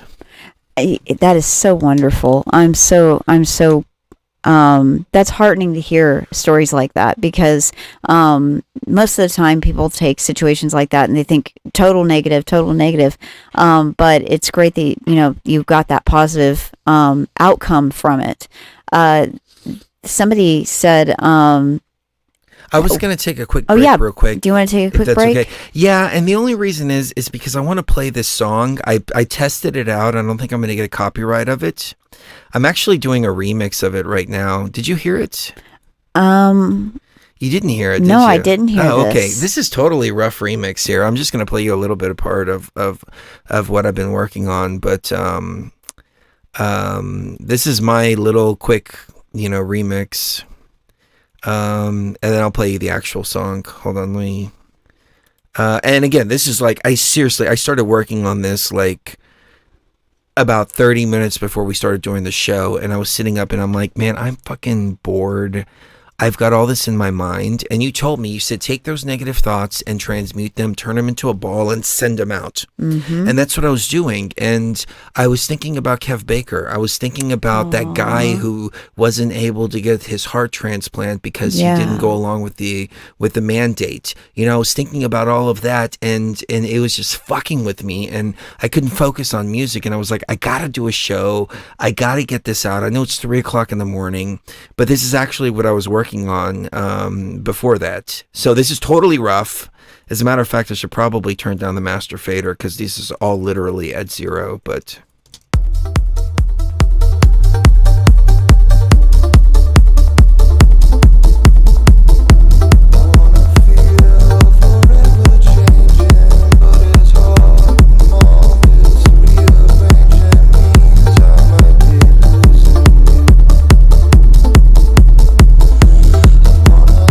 All right, so basically I'm turning it into a psytrance, which that's really cool. Nowhere even close to where it needs to be. This is literally, I just threw some instruments together, That's and gonna I'm be just cool, following along with the rhythm. This is the track I'm talking about here, though.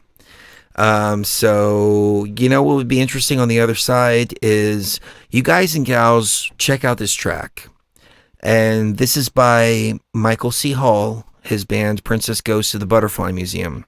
Think about that title, Princess Goes to the Butterfly Museum. His official story, like I said, is that his daughter wanted to start a band, and he asked her, what do you want to call it? And she said, Princess Goes to the Butterfly Museum, and that's what he did. However, I don't think that that's the case. I think there's a deeper meaning to Princess Goes to the Butterfly Museum. This was about his ketamine experience that he had, and there seems to be a lot of programming and unprogramming in this. There seems to be a lot of symbolism, and even his bout with cancer. So I'm just going to say that. On the other side, maybe we can discuss it, but it's a beautiful song. It is a beautiful song. It really is. Yeah.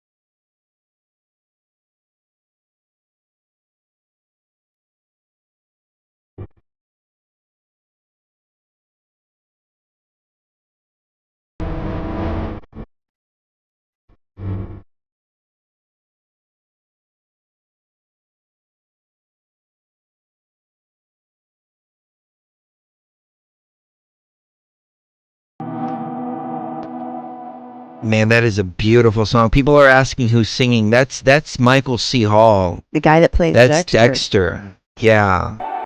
Let me see if I can find the interview real quick where he's talking about it. It was on the Stephen Colbert.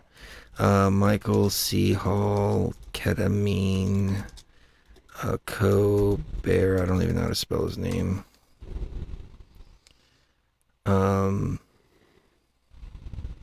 What is that? The Late Show? Yeah, The Late Show, or The Late Late Show, or something like that. Princess goes to the Butterfly Museum.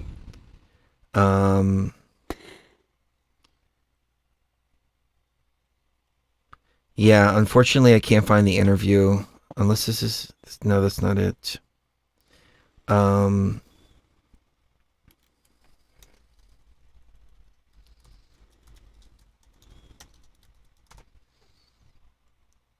Okay, I think this might be it. No, there's a couple different ones, so I don't know which one is which. Okay. I think he's talking about New Blood here,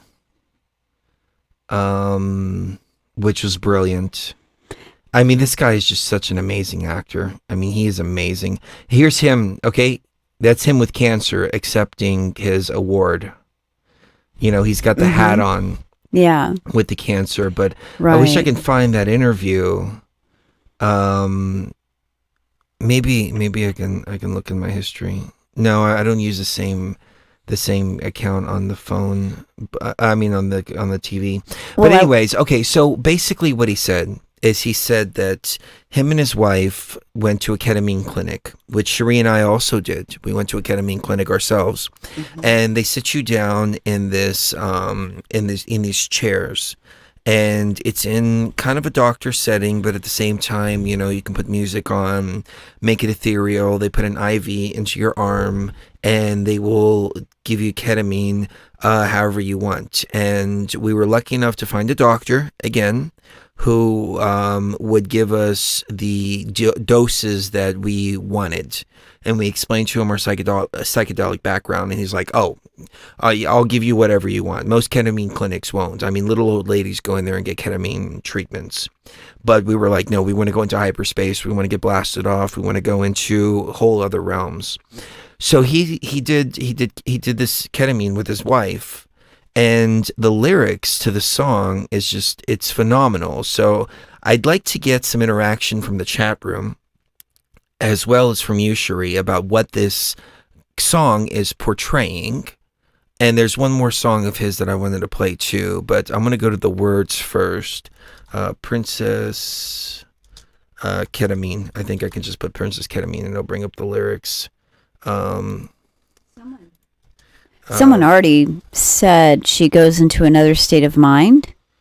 And this was before you said anything about the ketamine. Okay, so I want to feel forever changing, but it's hard when all this rearranging means I might be losing you.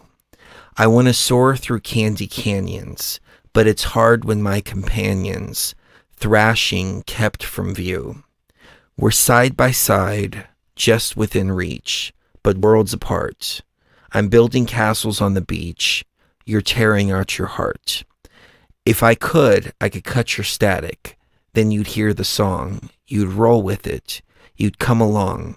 We'd break into the sky. The sky, the sky. We'd break into the sky. I'm over here. You're over there. Fine line between magic and the menace in this crazy glue. No matter what I can't escape, you won't appreciate my disco bits kaleidoscope view. So that's, I think, a reference to the ketamine psychedelic, hallucinations. We're side by side, just within reach, but worlds apart. I'm building castles on the beach or tearing out your heart. He said that his wife had a really dark and horrible experience while he was having this wonderful experience. And in this wonderful experience, he was free. And he was finding himself while his wife was thrashing around, dealing with a lot of shit that she's gone through. And I assume that he's talking about his new wife, not Jennifer Lawrence, who played Deborah, because I think this is pretty recent. But the music video itself has a lot of symbolism. So if we can go through the music video here and break it down, I'd like to know from you guys and gals in the chat room what you think. Is he disclosing pizza-related stuff and programming that she might have been subjected to? Because the name itself, Princess, goes to the Butterfly Museum. That would suggest MK Ultra, butterfly references, etc. Princess goes to the Butterfly Museum. There seems to be a little bit of the PEDO stuff. I'm not going to use the keyword because she's young. However, I don't think that that's what's going on here. I think the reason that she's a little girl is because what he's portraying is that in this experience, the ketamine experience that he was in, I would love to get him on the show, that she was back in that little girl state, dealing with traumas. She was regressing. That happened while she was a little girl. Right. And so it starts out.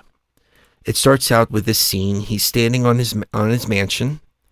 I think that is representative of him standing where he's at with all his accomplishments and everything that he's done, standing on his ego. Okay? And his ego is being destroyed throughout all of this, but he's standing on his ego looking down at the world. Cherie has a little different interpretation of it, though.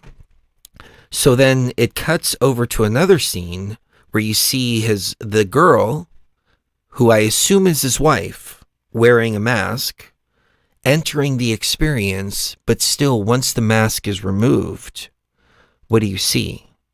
You see eyes of programming. You see a soulless eyes. Mm-hmm. And so it seems like her experience was so dark that she was starting to face some kind of programming. Anything you want to chime in on? Well, first of all, you've got let's juxtapose these two beings here. You've got the man who's a grown man, he's fully come into his power. He's overlooking the expanse of his estate, which is obviously quite large, and is looking very self-satisfied with his life, and very free as well. He's feels free. Then it cuts to a very small mirror, small face with a mask that's covering up most of the mirror. And whenever the mask is taken off, you've still got a small face in a small mirror being lit up with layers of makeup and what appears to be not even her real eyes. Like, those look like contact lenses that are meant to be like doll eyes. Well, if I can also chime in, if you notice the contrast here, you have what seems like some type of handler, parental figure, something like that there. Yeah. However, there's a distortion of her in the mirror that she's looking in. Right, she has two Then mirrors. she looks at herself in the other mirror, and there's no distortion. Right. She actually looks a lot prettier than the distortion in the mirror. Oh, so she's already, like, the ketamine is helping her understand. You wear a mask all the time, number one. Yeah. And number two, even when that mask is off, you have a distorted image of yourself. Look at how pretty are. you really are. Yeah. Yeah. But the handler or the parental figure, or maybe, I don't know what his wife's background is. Maybe she was a child actress. Something of that nature. Child model, maybe. Yeah, there seemed to be some influence that was always trying to make her be something other than herself. Like, that's not good enough. Right. We have to improve upon this. And she's looking at the dolls and basically and feeling doll-like. like one of them. Now, what I think is that, okay, what Cherie thinks, and I don't mean to speak for you, is that Michael C. Hall at the beginning of this, Dexter, he's not actually playing himself. He's playing some other figure in this. I think this boy right here represents Dexter, or not Michael C. Hall. I mean, this isn't about Dexter. He just happened to play Dexter. But it represents Michael C. Hall, and it represents him as a child, but also you notice the bald head, which is also the trauma of going through cancer. And as he explained, he knew that he was going to go through cancer at some point in his life, and he was always wary of the 38, 39 year cycle because his father died at 39 of cancer, and he also got cancer at 38. So he was almost expecting it, like it was something that he knew was part of his life's path. But he despite all that, he's still running around free. And he even has the fruit of knowledge that he's bringing to the table here, to the estate. And does the estate represent her prison, or does it represent their entire environment together? Any thoughts? I think this is representative of his childlike self is making his way towards, I think if we're talking about the kind of relationship that's similar to ours, we've always felt destined to be pulled towards one another. You know, you've always gravitated towards women who look like me. I've always gravitated towards men that look like you. And so he's walking towards her father's property at this point. And he's carrying the apple, which means he's eaten of the apple of knowledge, and he's self-aware. He's already been reborn probably in previous experiences, and he is enjoying this experience and becoming the child, that the consciousness that he was born as, which is that higher consciousness. This seems to be representative of what we talk about here, which is using ayahuasca, and in his case ketamine, right, to deprogram the toxic parts of your ego. That's and why he's gotten white. He's gotten back to purity, he's gotten back to innocence, to the pure consciousness. But he hasn't forgotten about his bout with cancer, because it was something that he chose, rather than to see as a negative thing, he chose to see as a positive thing, right, and something that he wants to keep as part of himself. Yeah. Maybe as strength for others out there as well. It's what I was talking about earlier too, where you take the challenges that you've endured and won against, and you transmute that into immense power for yourself, to help yourself and to help others. And he's been able to do that with those experiences. I mean, probably so many people that have had cancer have been inspired by him and his story, and have kept going because they're like, you know what, if he can get this and work on Dexter and do this, then, maybe I can do it too. He's helped countless people by that. I can tell you, me personally, I mean, there was a small part of me that was saying, well, what if it does come back, your biopsy does come back positive?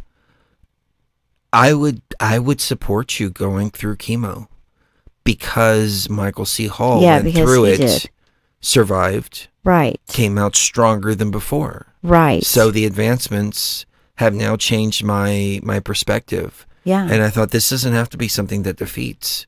This can be something that strengthens. Right, exactly. However, because of the creator consciousness that we are, it came back negative. Yep, it came back negative because of the creator consciousness. But so I think you're right about the inspiring others, and so holding on to those negative experiences, because you transmute those and inspire others, just like the gentleman in the chat room earlier had shared his experience of going to jail for 2 weeks and getting off Zoloft as a result. All right, 2 more things, and then we'll move on with this clip, because this is really interesting. Notice how many pillars there are. There's 2 pillars. How many trees are there in the front there? 1, 2. There, no, 1, 2. There, it looks like there's 2 pillars, 2 trees, and then 2 sets of trees in the back behind him. And so I think he is walking between those as a way of, it's symbolic of knowing he's looking for his twin. He's looking for the other half of him. He's headed towards someone that he needs to meet. He doesn't know who he needs to meet, but he's on his way to her house. So keep going. Okay, so here we have again Michael C. Hall standing over, watching, seemingly looking down at this little boy coming up to his property. Now, is Michael C. Hall playing a different character? Or is Michael C. Hall playing himself, looking down on his inner child, coming into his constructed estate, his ego, and coming in to break down the barriers of his ego? Oh, you see? Shoot. It's the consciousness evolution represented as the child returning with the traumas, but at the same time, the traumas don't matter because the innocence of a child is there. So he's looking at himself. So he is both the adult and the child. Right, but that brings even more meaning to what happens later. Keep going. Okay. And see, it seems like he wants to look away from that. Yeah, he doesn't want to see that.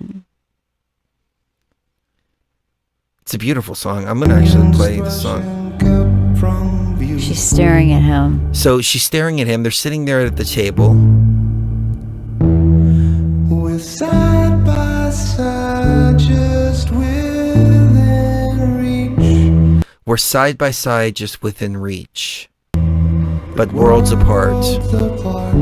Okay, so they're sitting there. That's his ego self? They're both looking at the egg. Mm-hmm. They're being served by somebody. That could represent Hollywood. That could represent, all the influences around them.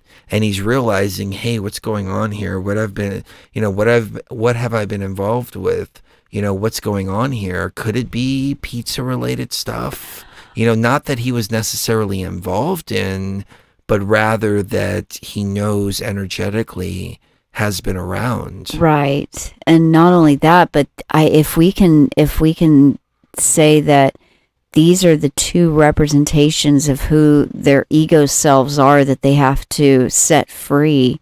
I mean, you've said countless times during arguments, you act like such a little girl. Your ego is such a little girl sometimes, and most women are. They're the unhealthy part of their ego is like a little girl. Like a fragile little girl that gets her feelings hurt all the time.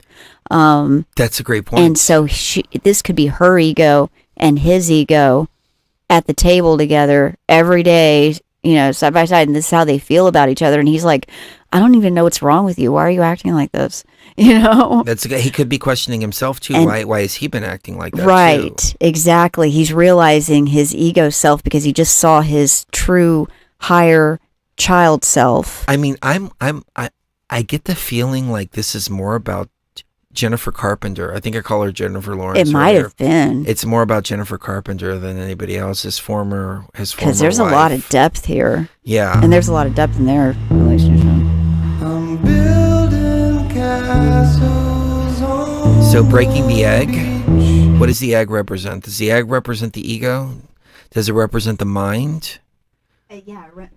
It means cracking open the consciousness to see what's going on inside. Cracking open the consciousness. But you see, she's dressed as an adult, but she's still a child. Yeah, because it's her ego. So her ego is still stuck being a child. Yeah. And he said she had a horrible, dark experience. Yeah. Maybe there was some kind of trauma that happened as a child that she's never been able to get over. And as a result, she's been stuck in that place. And I've talked about childhood traumas that I experienced where I went into the ayahuasca realm. I saw these boxes. They were tethered to my ankle, and I had to cut those boxes. I mean, I had to open those boxes and I had to cut the tethers, and I didn't even realize that those behavioral patterns were a result of childhood traumas. Maybe he's recognizing within her all of, I don't want to say all of her flaws, but the bullshit between them is a result of childhood traumas. Right. And she is still stuck in that same place, and she never actually grew up consciously. Right. Exactly. And she seems to be following his lead. Yeah, she just follows whatever he's doing. Yeah. She didn't start opening the egg until he did. But they seem to be working on their own egg, and they're not focused on each other. Yeah. Hers is hard boiled and hard to get off, and his is too easy boiled, and Then you'd hear the song. You'd roll it's just awkward. What do we have on the table here? We just have a variety of different fruits. Yeah, because it's not, none of them are apples. Notice that? None of them are the same fruit that the little boy has. That is true. That is true. Because that's the only apple that really matters. There's a horse here, a chess piece. Oh, it's about There's how dual you're candles, Yeah, twin flames. the ego. Yep, the ego stuff can give you all this materialistic stuff, but the knowledge and the gnosis is what really matters, and that's what the little boy has.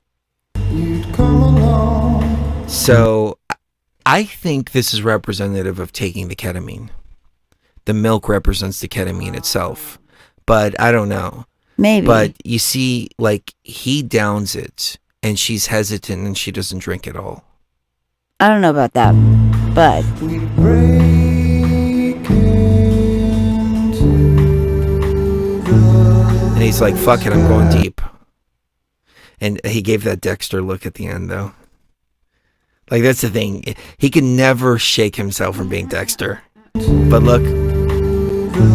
Watch it right here.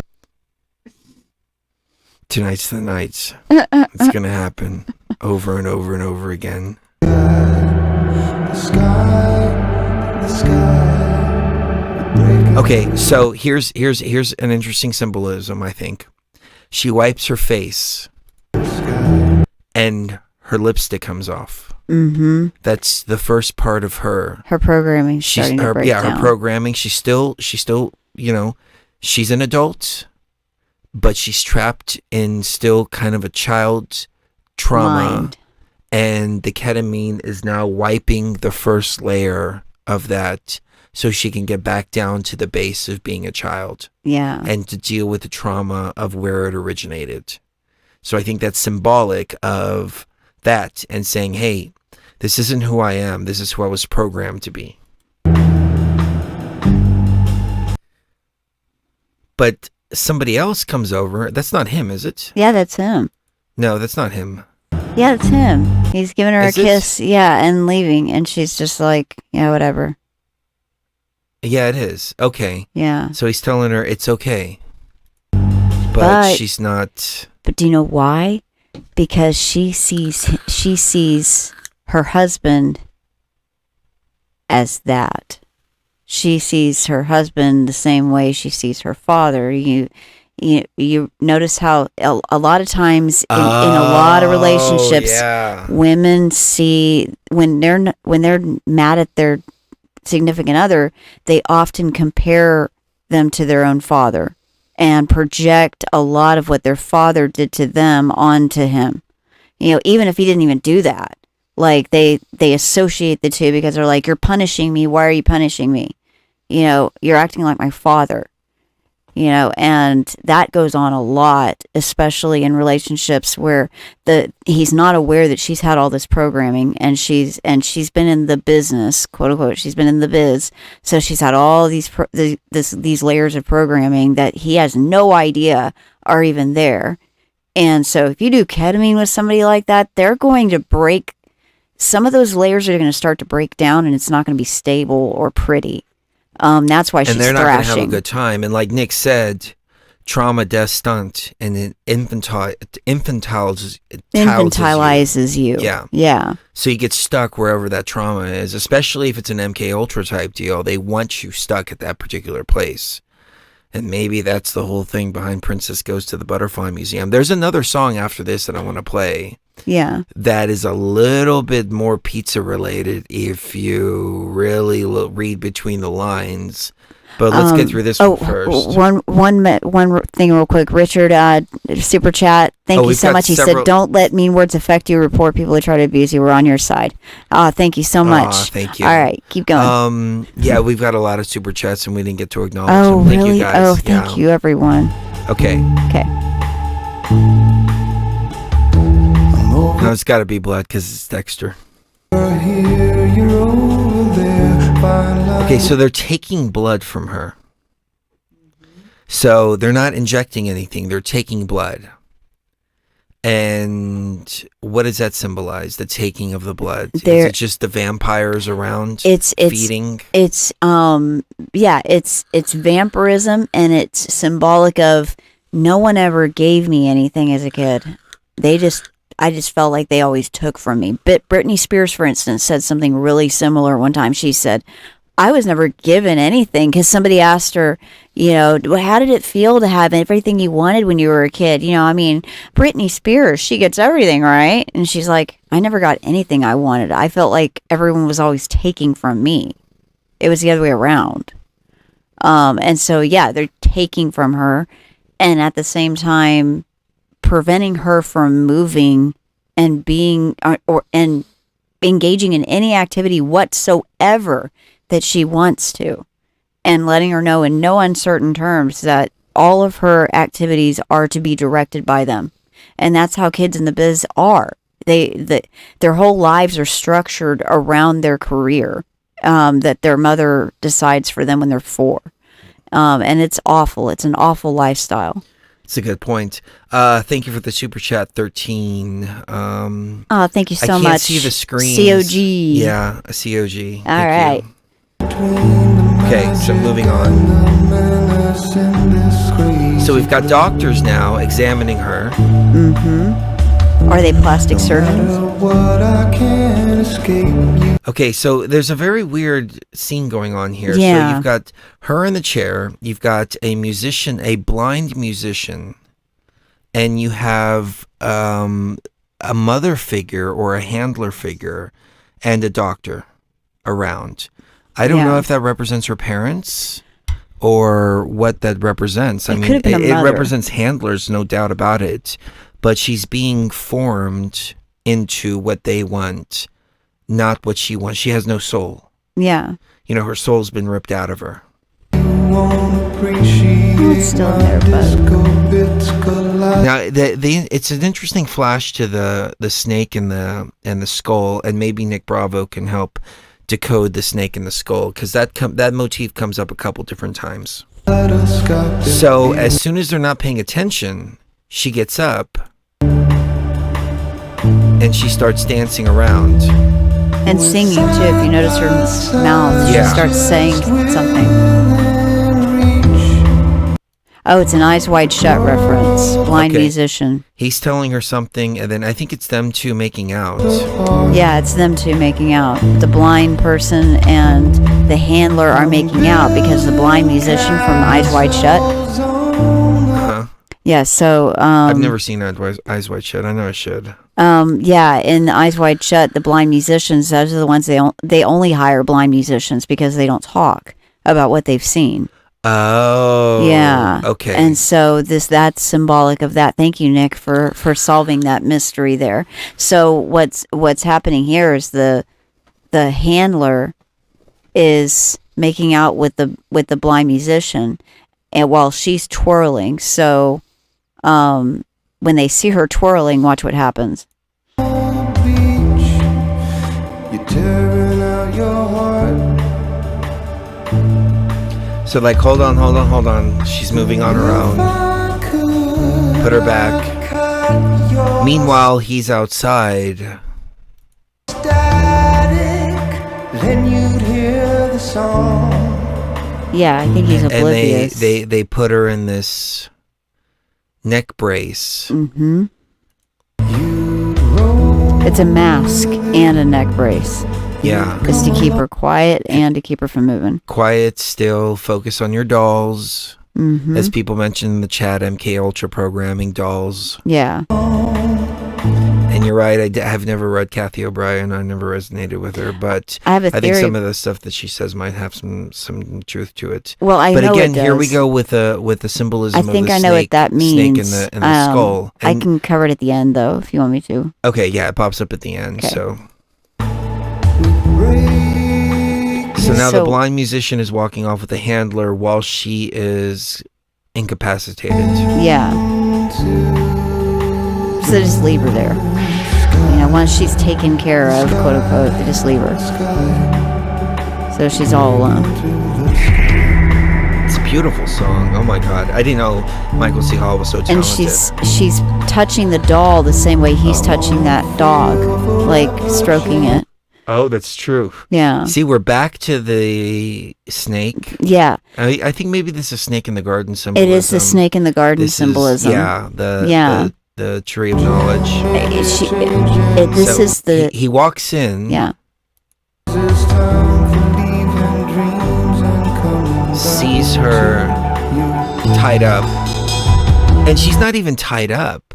She's just had so much of her energy sucked out of her. Yeah. That she doesn't even have the strength to hold her head up. Right. Right. There are these candy canyons, time to leave this lonesome dream and get to So he smells her hair for some reason. He smells her hair. That is an interesting Well, he motif. doesn't have any hair of his own to smell. So. Oh, that's a good point. Yeah. Okay. And this looks sinister. Yeah, that looked sinister at first. You know, at first I thought I was something thinking sinister was Dexter. about to happen because I was it's thinking Dexter. Yeah, but the reason why they keep showing the skull and everything is because when the fruit of the tree of knowledge is eaten, the snake was given the ability to enter. It was like it's symbolic of kind of like the snake it's entering the mind. entering the mind and being able to actually delve into the consciousness of that person, and not all these layers of programming, but actually get to the real person underneath. That's interesting, and it's surrounded by fruit as well. And she's getting to see the real person underneath too, instead of the father figure that she's always seeing her husband as. So he's on ketamine and he's trying to cut her free from everything. But as he said in the interview, she was having a really dark trip while he was having this beautiful trip of running through candy-coated mountains and touching the sky, and he wanted her to be there with him. And this but is she what he was wishes stuck. he could do. She was stuck in her darkness. Nick is saying it's shaved head is initiation. She hasn't been initiated. I don't know about that. I think it has to do with the cancer. So he's taken her out finally for the first time. And she's seeing the world for the first time. Yeah, and her eyes are still... little glazed. Yeah. But she's waking up.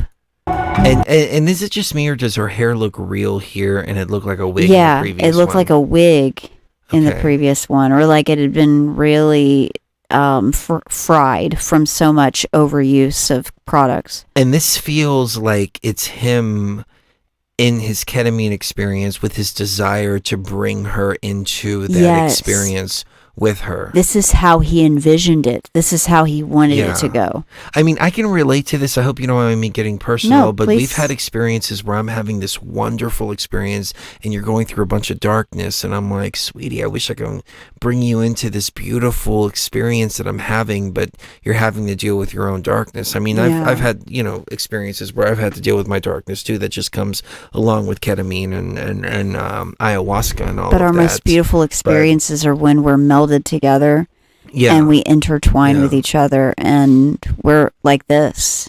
brand new way to feel forever changing. So A he's got brand her- new way to feel forever changing. Yeah, so he's like, hey, look, there's another way here. There's another way, but she's still not quite trusting of it. You see, she's not smiling. There's no facial expression. Because she knows that fruit is usually associated with her father and all the pieces of fruit on the table, and she doesn't like any of it. And she's like, she's distrustful of fruit. The same way, a lot of women that have been hurt are really distrustful of people that are really trying to help them free their mind with these kinds of drugs. With these kinds of beautiful plants. That's a better way to put it. With these kinds of plants, it's really difficult to get, some people to trust it. Go ahead. Sorry.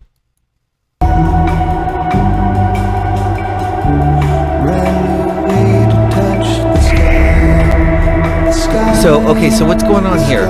So you see Michael C. Hall again coming back here. Is this him? Or is he representing the father figure, or is that his ego coming in? That's his ego, and it's her father figure. Because they're both now in a shared experience. Because their true selves are those little kids. So she's seeing him as seeing the father. The father figure. The father figure. Yeah, and he's recognizing it as his own ego. And this guy is dying. Uh-huh. He doesn't actually die in the video, but you can tell he's losing power. He's losing his power. Right. The ego's losing. Like, oh my God, what happened?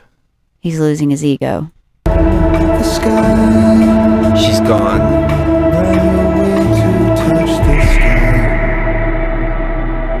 Yeah, somebody else said both.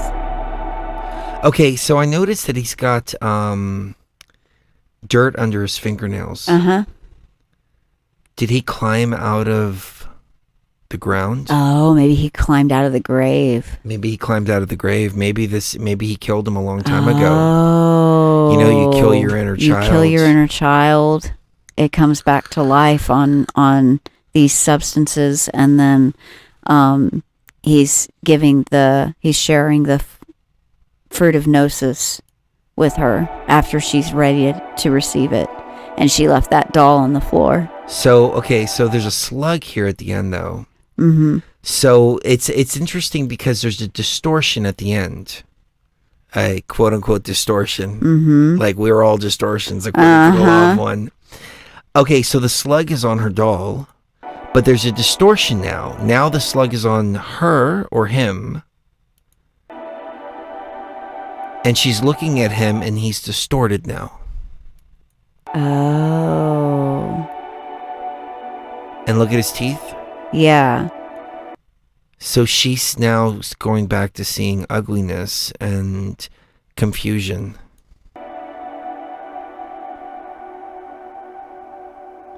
And then it ends with that's not what I scene. got. I didn't get that. I got that, this was like how it ended with him smiling at her. Yeah. Well, it ends with the scene. Okay, you have several different things. You have the twin flames again. Mm-hmm. You have the cup Mm-hmm. Of wine. You have the fruit this time, and this time you have mostly apples and grapes. Mm-hmm. You have the egg here from the very beginning. You have time. Time has been reset because it's turned upside down. It's pouring down instead of it being running out. You also have the egg on the bottom right there. Yeah. And I think all this symbolizes that our consciousness, we can't forget that our consciousness is, at least the NPC part of our consciousness that we have to deal with while we're on ayahuasca is, or these other substances, especially ketamine, is a very, NPC dealing with that part of it. When we're dealing with this, we have to take into account all of our history and all of our past and all of our, because everything is happening at once. Everything is now. And so the hourglass represents time is always, that you're never out of time. Look, where's the sand in the hourglass? Yeah. You're never out of time. Number one. That's one thing that psychedelics have always taught me, that as long as you're still breathing, you are not out of time for anything. You can always mend relationships. You can always fix anything as long as you're still here. Number two, the forbidden knowledge, the serpent is incredibly important. That the serpent symbolism is important because it's true. It's like health and longevity. That's why it's the symbol for medicine is the serpent. Health. It represents wisdom. And it represents knowledge and higher consciousness. Right. Which is why it's been demonized so badly. Right. And then you've got the open book with the girl that looks like she's standing like the girl in the video. Yeah, that open book is very symbolic. Unfortunately, it's hard to get a close-up. Now, I mean, if anybody can recognize that book, I would love to know where that book came from. Yeah. And then the egg in the front is representative of, we have lots of layers of our programming and of our consciousness, and even like the ugly parts are to be remembered because they're part of it, that if we don't remember it, we are most likely to repeat. I don't know, maybe that's going a little bit too far. Okay, so what it. I'm interpreting the egg as is the beginning. I mean, the laid beginning. the egg. Oh yeah, the cosmic egg. The cosmic egg. Yeah, so the cosmic egg is not necessarily the cosmic egg that created the universe. It's the cosmic egg that created, or that birthed the consciousness, which the consciousness then created the universe. Mm-hmm. That was a discussion we were having amongst ourselves. Does the universe exist, or does consciousness manifest the universe? Does consciousness exist in the universe, or does the universe exist in consciousness? Oh, that's... Yeah. So that was a gorgeous song. That was a gorgeous Michael song. I really, really loved it. The guy who played Dexter, really awesome actor, amazing. Now there's another one called Cruel World. And this one, I only watched it once, but we'll go through this one too, because this one seems a little more of pizza-related stuff. That's it. End of pizza-related stuff. Like, it seems like a little bit of disclosure. So let's go through this.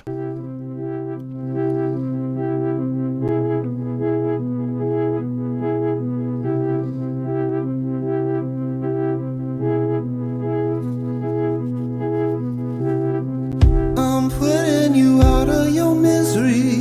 I'm putting you out of your misery. 'Cause darling, you're dragging me down. Because darling, you're dragging me down. I wish I could say that I'm sorry, but I'm over that now. I'm taking you out. It's a cruel, cruel world.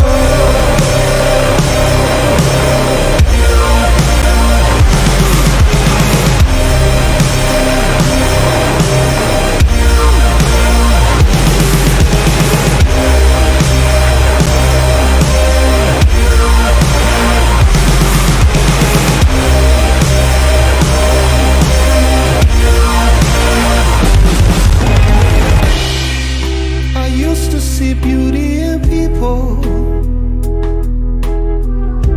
Okay, this is the part that got me here. I used to see beauty in people, but now I see muscle and bone. Ew. What does that mean? That means I don't see human beings anymore. I see objects. Yeah, but if you think about Dexter, the series, he cut all of his victims up into 9 pieces. Right. So maybe this is just a song reflecting his role as Dexter. But I often speculated, does Michael C. Hall have a dark passenger within him? Because when you play a character for that long, you're going to get that energy inside of you. And so, did he develop a dark passenger, or did he already have a dark passenger within him? And that's a very interesting line to write. I used to see beautiful people, or I think what it actually says is I used to see beauty in people. but now I just see muscle and bone. But now I see muscle and bones. You know I never wanted to hurt you, but I'm sorry, my friend, this is the end. So I'm saying my goodbyes. Goodbye to my good side. You know they ever got me hurt, so I finally love. It's a cruel, cruel world. It's a cruel, cruel world. You know what I noticed is throughout this whole video, he doesn't sing at all. Erase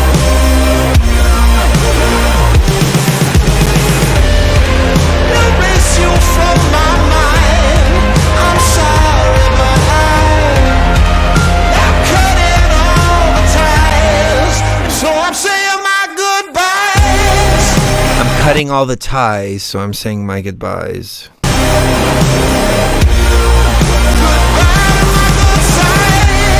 Goodbye to my dark side.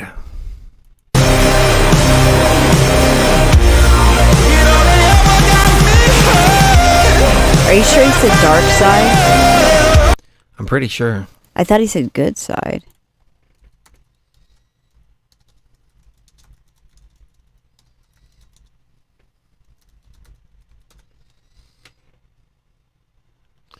I wish I could say I'm sorry, but I'm over that now. I'm taking you out. It's a cruel, cruel world.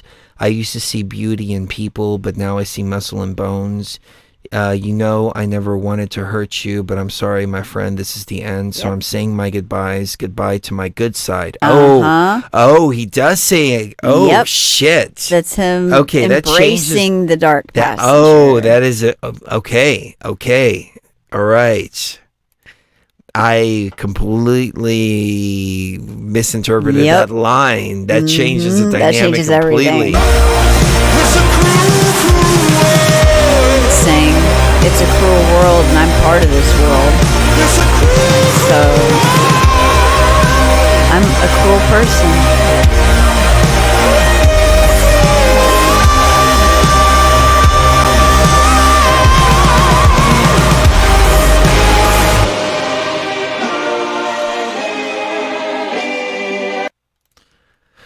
Whoa.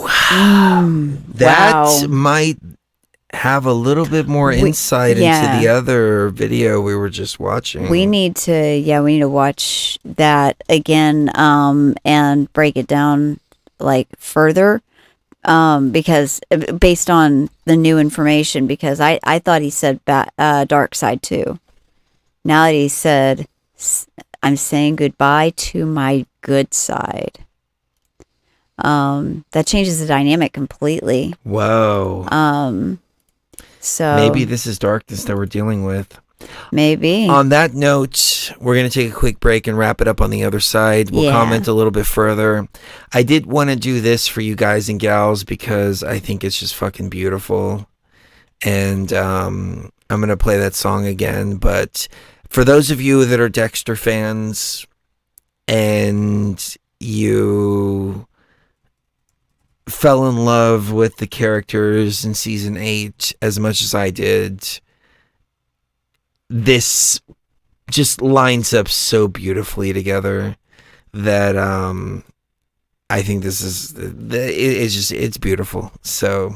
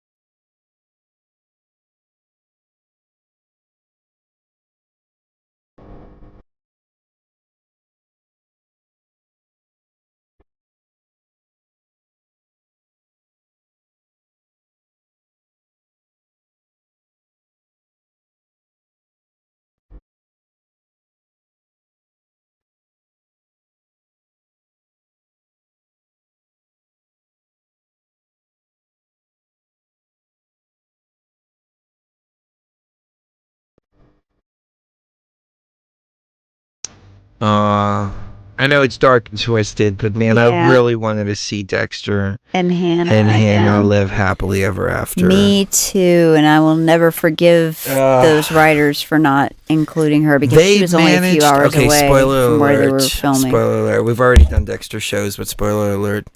They managed to piss off the fan base 2 times in a row. And see, that takes talent because that means for 7 years in a row, 8 if you count the sequel, 8 years in a row, they were able to bring people into a storyline that they really got involved with and like really cared about, and then both times completely spit in their face.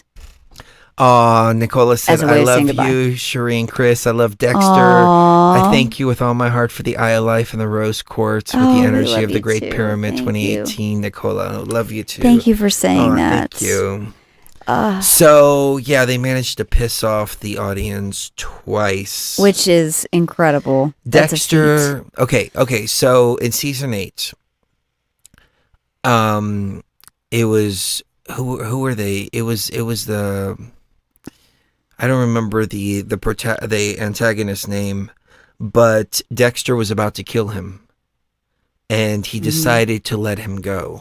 Oh yeah, Travis. No, Travis wait, was in season 6. In yeah, season 8, it was the other guy. Yeah, I And don't he remember. decided to let him go because he was conquering his dark passenger. And so for people that aren't familiar, Dexter is an amazing series. It's you're lucky if you've never seen it because you get, there's 8 seasons plus a recent season that just came out 10 years later, which was just released this year, called New Blood. And it's about Dexter, who is a serial killer, but he has a code and he only kills bad people who are murderers. And there's some people that have committed crimes and heinous crimes, but they don't fit his code. And so he doesn't kill them. There's very specific people that he kills. And so it's interesting because you find yourself rooting for this serial killer. And I'm going to put a screenshot up here while we're talking to make it a little bit more interesting.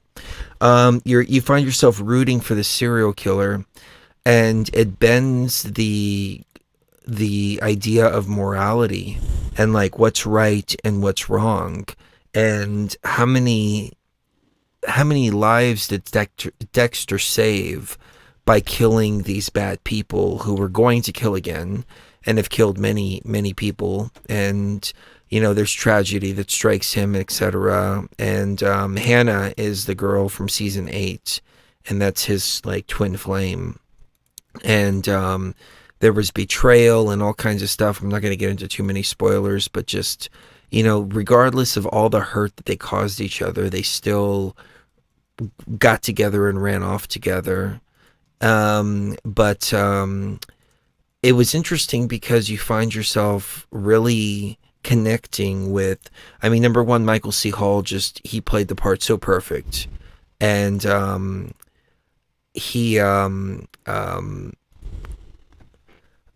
you connect with him, but then you start asking yourself, how can you connect with somebody that goes around and murders people? But when it's just, you're really connecting with this element of justice that is outside of the normal sense of justice. However, back to what I was saying is in season 8, he was about to kill that kid, the guy, the murderer, and he let him go, and he called Deb, his sister, and said no, and he had him arrested instead. And what he thought about Harrison, his son, and he thought about Hannah. And he thought about living a life with Harrison and with Hannah. So it was showing, he said in that scene, I have more to live for than my dark passenger. I have no need to kill anymore. And then the way it ends, I'm not going to spoil the way it ends, even though most of you already know the way it ends, was really disappointing to the audience. But I really think that Hannah and Harrison were replacing Dexter's dark passenger, and he had a reason to live, and something even greater than the darkness which was in him, right, which was taught from a very young age to be able to channel it in the right direction. So his backstory is that his mother was murdered, and in front of him in a shipping container, and he was left in her blood for 2 days until a police officer rescued them, and he was like 2 or 3 years old, and the blood, he was in there for so long, the blood turned black. And there's a famous scene where he's describing how he feels, and he says the blood isn't red anymore, it's black, because he was born in blood. And well, his dark passenger was born in blood. Yeah, his dark passenger was born in blood.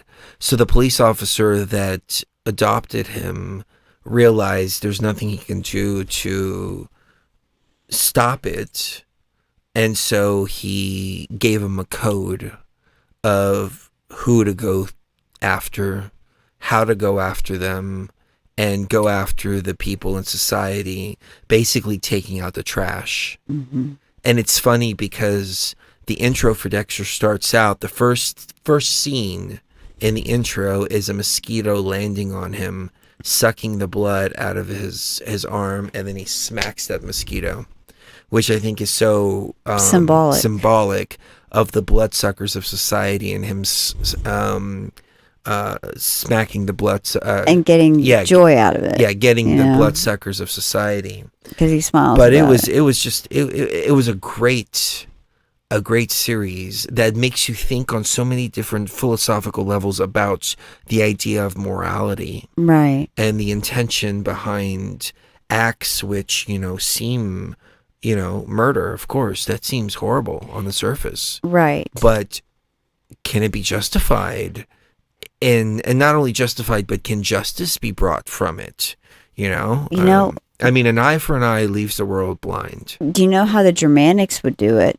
They had what they would call Reichs, R-E-I-Ks, not R-E-I-C-Hs, but Reichs, that would be kind of like the mayor of a tribe. And until the Romans came along, there was no such thing in Germania as any kind of law that made it okay to kill someone. Like, no, it was seen that only the gods had the power to order the death of a man or a woman or a child or any human being. Only the gods had that kind of power. You could punish them. You could chop off a hand for stealing, or you could, do whatever. But the sovereignty of the being was of their life being preserved was so important to their society.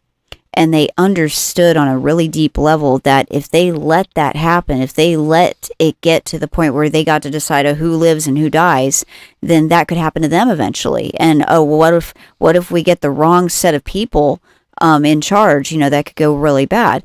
But the reason why I say that is because the way they would deal with people who would hurt children, especially, or would hurt innocent people, was they had certain people that were born with a gift of being able to fight really, really well, and they were kind of like the bounty hunters of society. But they would only kill people who would kill the innocent people, and they would only go after them. And it was more of a paid thing.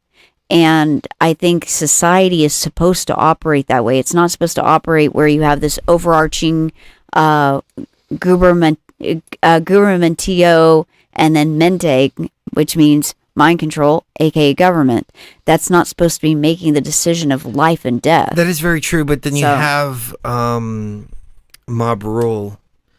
I was watching another show. We have a website, esotericmoviereviews.com, that we never put together, and we've always wanted to do this.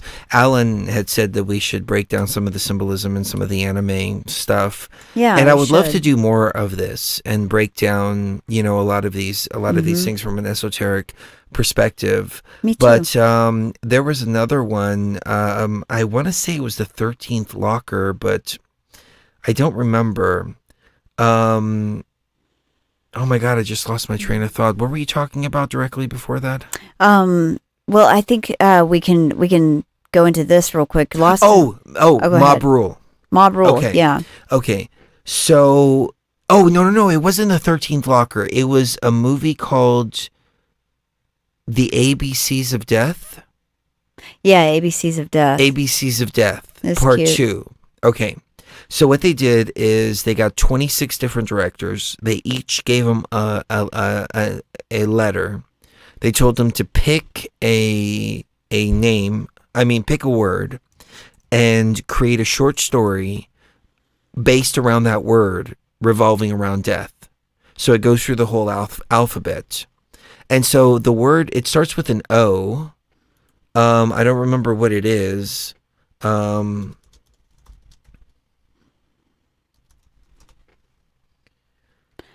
looking up for it. I don't remember. It was a word that I've never heard before, but it stands for mob rule. So the short little story was about this group of people, and they were in a neighborhood, and they got together and they created a little court. And there was a guy who was accused of kidnapping and raping and killing this girl. And they were telling him, do you remember that? Do you remember this one? Yeah, they were telling him, we're going to call the police if you don't confess, if you confess, we're going to kill you if you don't confess. If you confess, we're going to call the police, and et cetera, et cetera. And the guy's like, I didn't do it. And he's like, if you don't confess, we're going to take you out in the woods and we're going to kill you. And he's like, I didn't do it. And they're telling him, if you confess, we'll call the police. And so he's like, okay, I did it. So that was his confession. So they drag him out into the middle of the woods to execute him. As they're dragging him out, what's happening back in the town is, on the news, it's coming out that the girl was found, that she had just run away, and she was being returned to her parents. And meanwhile, they're taking him out to the woods, and they take the axe and they cut his head off, and that's where the little short story ends. And the people from the town are trying to run out to the woods to go let them know, hey, the girl was found. The guy was telling the truth. He didn't actually kill that girl, but they told him, if you confess, we'll call the police.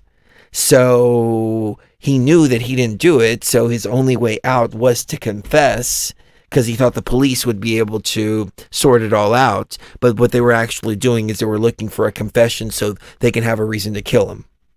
So you have a mob rule type of situation there. Yes, but there's Okay, Nick mentioned in the chat, ochlocracy. Yes. ochlocracy means Ochlocracy, yeah. Yeah, so it goes yeah. like A, B, C, D, E, F, G. When it got to O, it was ochlocracy. Yeah, okay. Somebody said something interesting. Shoot. Okay. Is it a choice for Dexter to kill, or does he have the choice to kill, or is it shoot, where was it?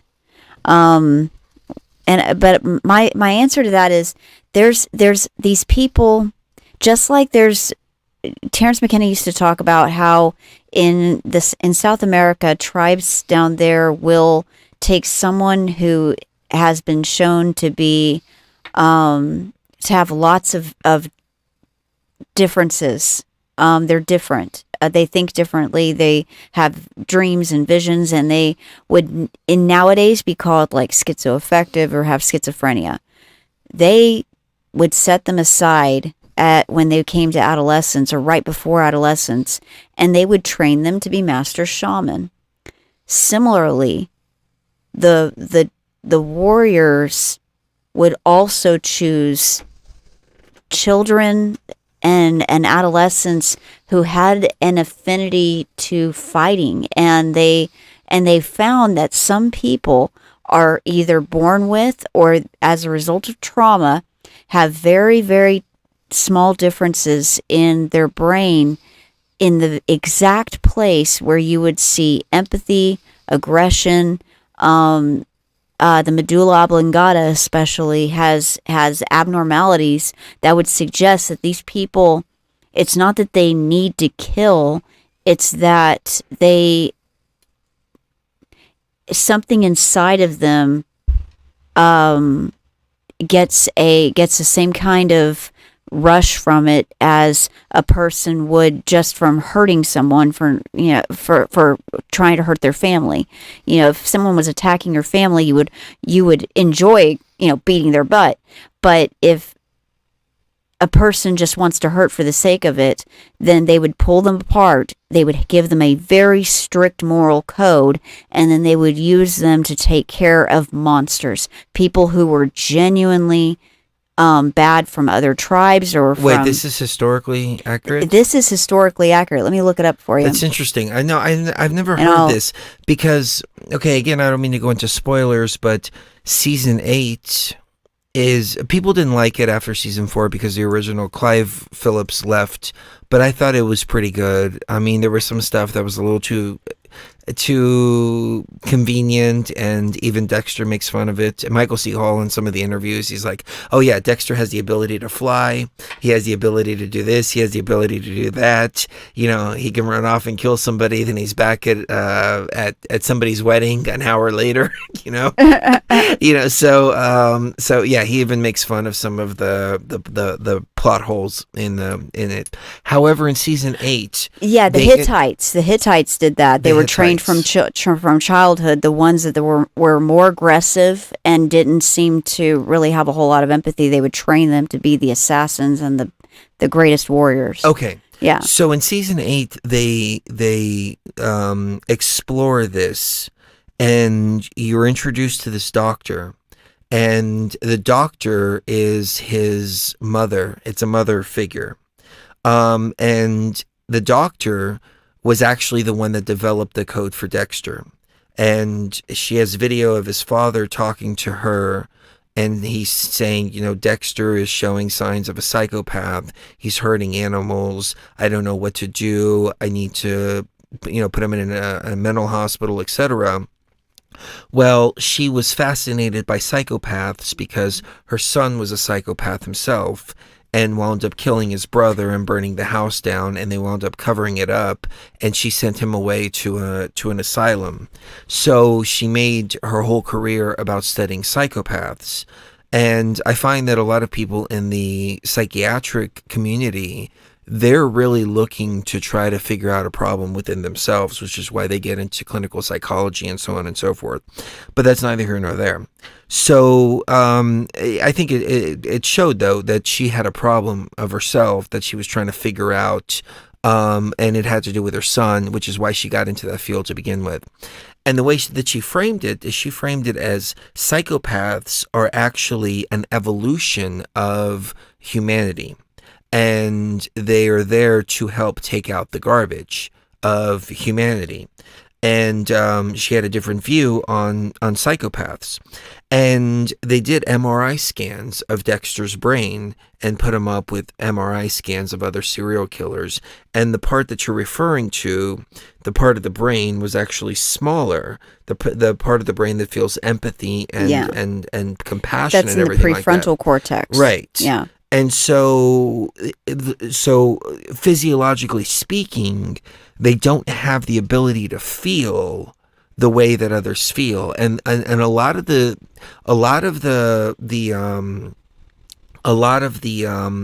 storyline is based around his inability to feel, and he can only feel something when he kills somebody. And he describes how this dark passenger, it starts with blood, the vision of it. The blood is trickling down my eyelids. The trickling becomes a stream. The stream becomes a river, and the only way to release the pressure is to open up the floodgates.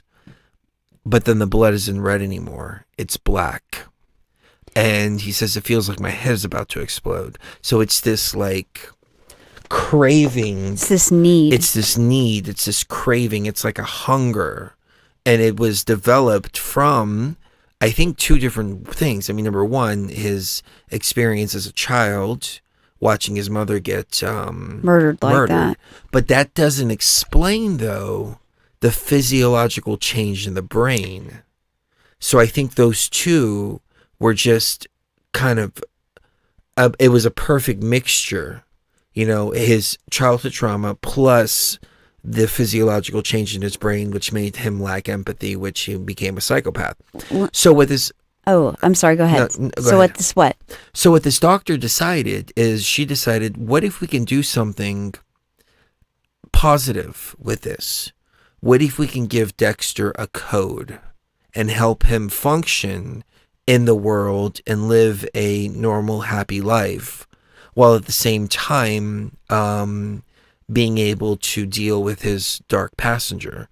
And the breaking point for his father was when his father, who was a police officer, was trying to take down this murderer, and this murderer got away.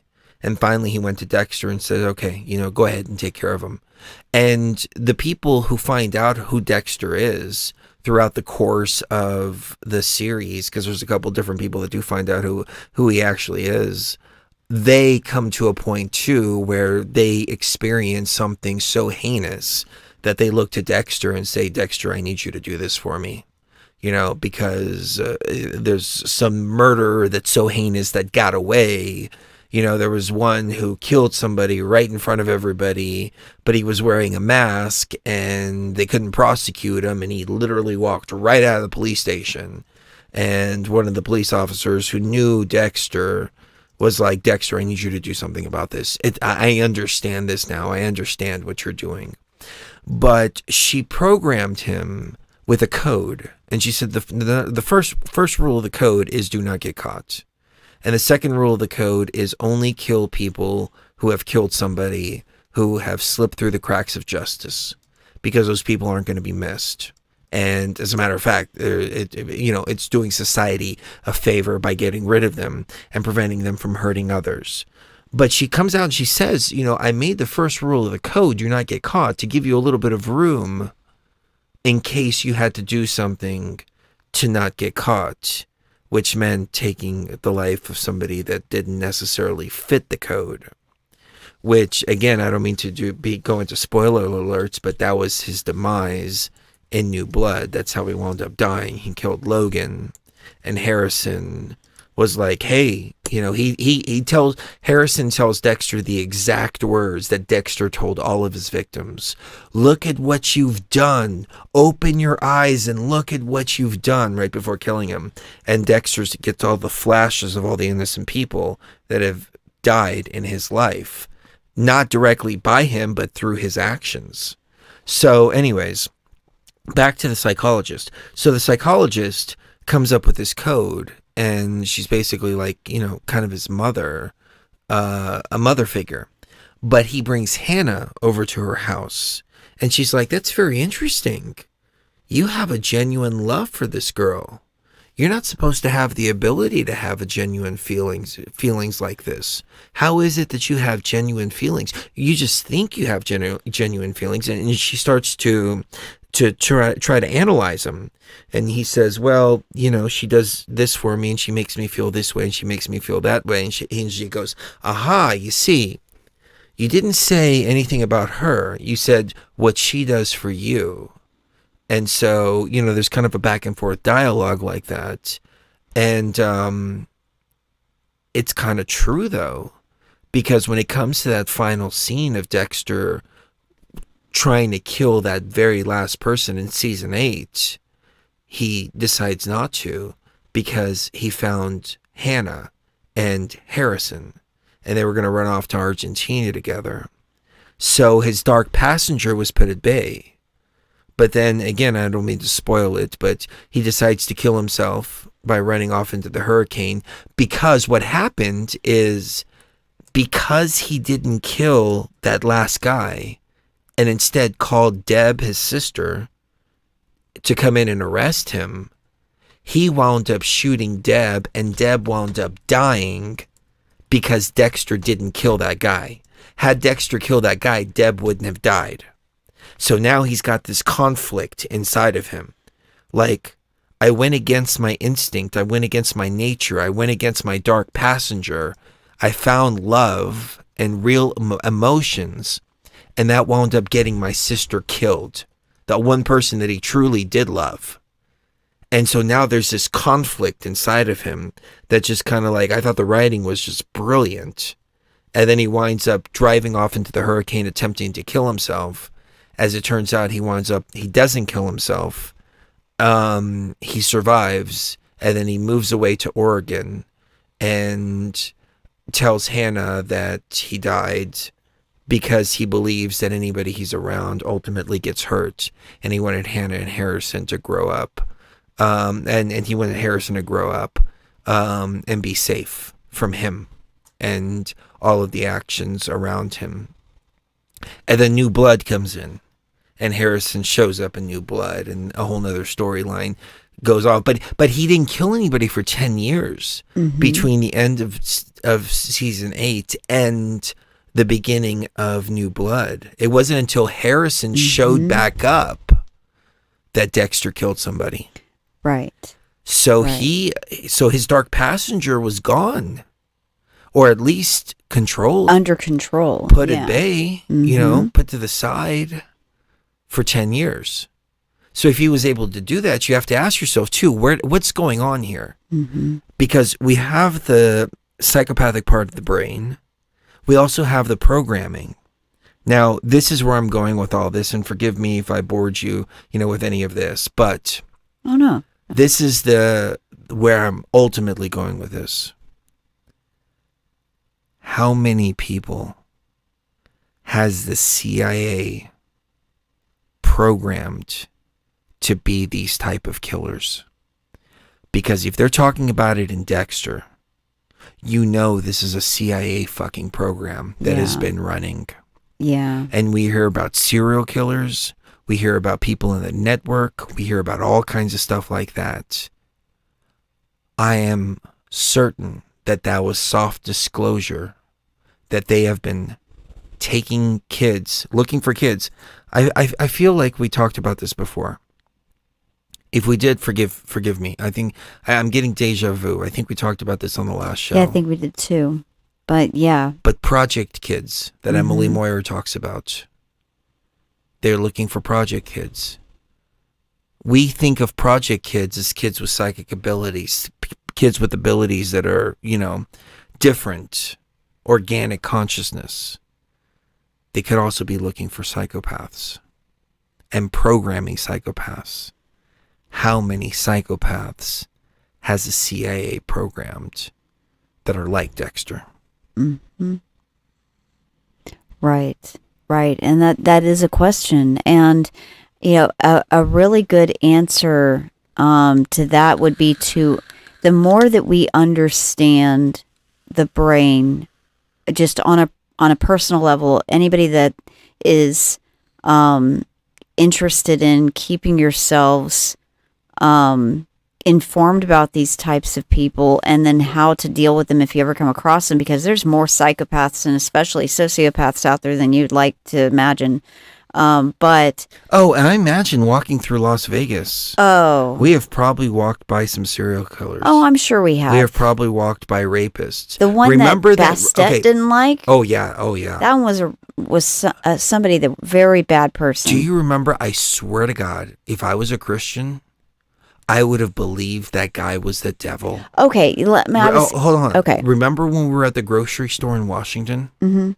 And we were checking out. Yeah, I remember that guy. That guy comes in. He's wearing a trench coat, 3-piece suit. He had this aura to him, like sulfur. And he just walked in. He didn't even... He smelled like horrible. Yeah, and it wasn't a physical smell. It was an ethereal smell. Yeah, it was an energetic smell, yeah. And he walked in, he said something to the clerk and walked out. He saw us and walked out. Yeah, it was almost weird. Like he was deterred by us. Yeah. And I was like, that guy's got some fucking kids in his basement. Yeah, he's got somebody captive. We followed him. But as we were following him, I was thinking to myself, what are we doing? Yeah. We're following some guy just because of an energetic feeling we have. Yeah. But that guy fucking had that stench. Yeah. He had that stench. And that was when we were researching a lot of that kind of stuff. And so we were seeing the energetic signature play itself out over and over again, watching these videos. And so we could recognize, it was still very fresh in our minds, and we could recognize it in that one person, whereas other people were fine. It was just that one guy.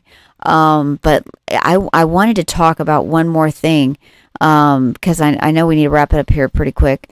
But possession, demonic possession, quote unquote, I think what's going on with that is possession is 9/10 of the law of one. I think, wow, that's actually really good. High five on that one. That one was good. That's gold. I'm gonna have to remember that one. I'm stealing it. I don't mean to laugh at my own jokes, but that was fucking brilliant. So we've talked a little bit about I'm starting to fade a little bit. So we've talked about the brain differences, between regular people and psychopaths, right? Sometimes you have entities that are just they're in the system. They are, they prefer human hosts. And they're like a virus they're a computer virus inside the system that doesn't, it requires a host in order to manifest physically, but once it finds a suitable host, then it, gets into that host through things like, hard drugs, meth, heroin, things like that'll do it. Alcohol will do it if it's done in the right or wrong, no matter which way you look at it, context, and things of that nature. They upload this virus. That's a better way of putting it. They upload the virus to this host, and then the host is, for all intents and purposes, what Christians would call possessed, but it's not possession. What it is it's viral infection with a very particular and nasty virus. And some of these viruses can cause very dark and violent thoughts. Some of them cause self-destructive thoughts. Some of them cause emotionally destructive thoughts, where you just get very depressed. And so a lot of times, I think what is just these viruses. Now, interestingly enough, I was reading about how voodoo and things like that, because I've never heard a whole lot about voodoo until recently, and I started looking into it recently. And apparently what they do to remove demons, because you've got exorcisms of the Catholic variety, and they, I've seen The Exorcist, and you've got that kind of exorcism. But I saw a video of an exorcism of the African variety, and it's an African shamaness who takes what's known as the crone stone, and she puts it on the person's belly, and takes a drum and starts using sound frequencies with the drumming and chanting to bring the demon, or what she calls the demon, or what I call the virus, to isolate the virus. That's what this is doing. It's isolating the virus, because the virus is attracted to that drumming and chanting. And so the virus is isolated. The virus comes out of the host. And so what the shamaness does is she has some kind of animal nearby that the virus will jump into. And when this animal starts screaming, incessantly out of nowhere, then you know that the virus has now left that host and has gone into the new host. And then they take it and they kill it really quickly. Like they either chop its head off, or they drown it or something, so that it'll kill that demon. It's usually drowning, because it's thought that that's the only way to kill that kind of thing. That's interesting, because the Bible, when Jesus was casting out legion, they said, hey, instead of casting us out, send us off into the pigs. And then the pigs all ran off the cliff. They all ran off a cliff, exactly. And so invariably, when these animals die, the virus dies with them. And I think that's why we're supposed to put them into animals. And that's the same reason why animals take our illnesses. I mean, it's so interesting. Energy transfer, and then also viral transfer, for the sake of the human being that is suffering because of it. It's a really interesting concept. And then if you can apply that to a lot of the violent crime that's committed, I think what we have is viruses on top of the AI virus that people are that these NPCs are dealing with. So what do you think?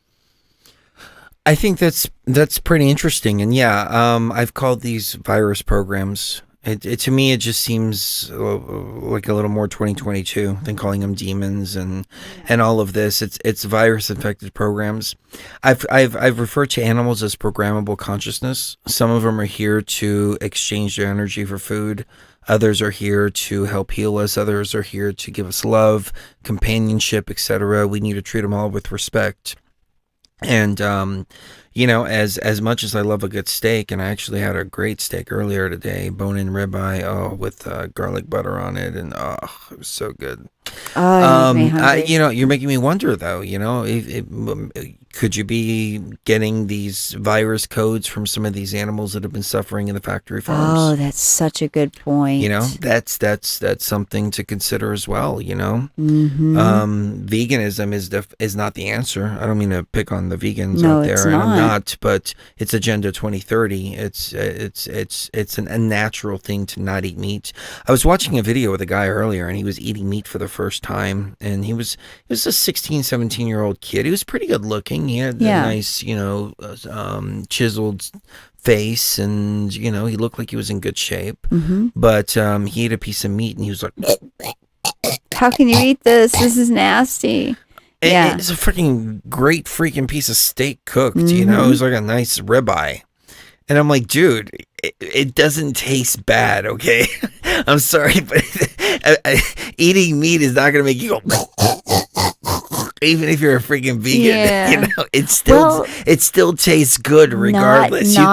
You could argue and you can say, okay, I'm against it because I don't like the practice of killing an animal, but you can't deny that a fucking steak tastes good. Yeah, you can. Well, whoever cooked it didn't know what the fuck they were doing. No, if you had never tasted meat before, like a steak, if you had never tasted a steak before, then. And you, like, if somebody told you that, you know, that dog meat was really good, it'd be like you eating dog meat for the first time. That's how they're raised to feel about it. That's true. And big shout out to G-Hog. Great show. Keep me for the long drive home. Kept me up for the long trip home. Awesome. CI on the right track. Can use totems too. Can use totems too? Yeah. You can use totems to either ward against them or draw them out so that you can confront them. And remember, these are not demons; these are viruses, and you are a programmer. And that's part of your whole job here is to rid this place of these viruses. You know, I do have to say in defense of the vegans, I almost said demons. In defense of the vegans, I have had some bad meat before. And you can tell when the animal is unhappy. And for some reason, even at Sprouts, that's supposed to be like an organic grocery store, the chickens from there have been fucking terrible. You can tell they are not raising those chickens right. Okay, somebody said food is a personal thing. Not every car runs on gas either. That is true, but how many cars are electric versus how many cars are diesel versus how many cars are gasoline? The vast majority of people eat some form of meat, chicken, or dairy. Well, you know what's interesting is that in order to charge up electric cars, you have to have a big diesel engine that is generating the electricity. That's so stupid. And they will bring out a diesel engine to jumpstart an electric car. Talk about so it uses a more diesel fuel than the car actually uses. But it's the same with the vegan thing too. You know, vegans, they think they're saving the animals, when in actual fact, in order to have especially organic farming, you have to kill all kinds of animals. You have to kill gophers, you have to kill rabbits, you have Their to habitats kill are gone. you have to kill chipmunks, you have to kill squirrels, you have to kill all these different animals because they will come in and interfere with the crops. Right. And especially when you're growing organic, you don't have pesticides. So you've got to be actively killing them. And then not only are you're killing them, but you're not even eating them. It's like, that's the Native American thing. It's like if you're going to take a life like that, you use every part of the animal. Right. You honor the spirit of it. You don't let it go to waste. Yeah, my ancestor types, the Celtics, would always say, if a life has been taken to sustain life, and that must be honored. You know, I was going to say another thing with that analogy, similar to how the majority of people eat some kind of meat and dairy in their diet.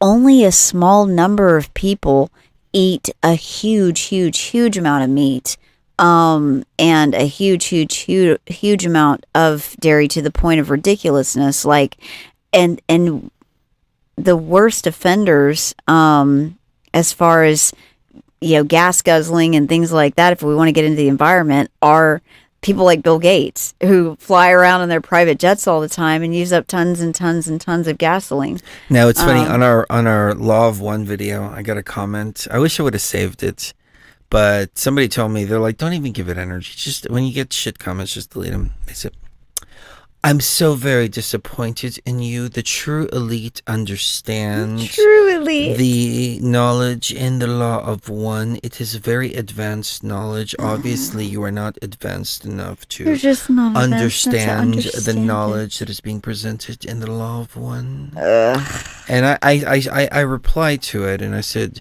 well, if the law of one takes you to a place to where you think you're better than everybody else, and that if you find somebody ignorant in the sense of lacking knowledge and understanding rather than teaching them, it brings you to a point of wanting to ridicule them and talk down to them and ultimately aspire to be quote unquote elite over everybody else. Right. It's not a path for me.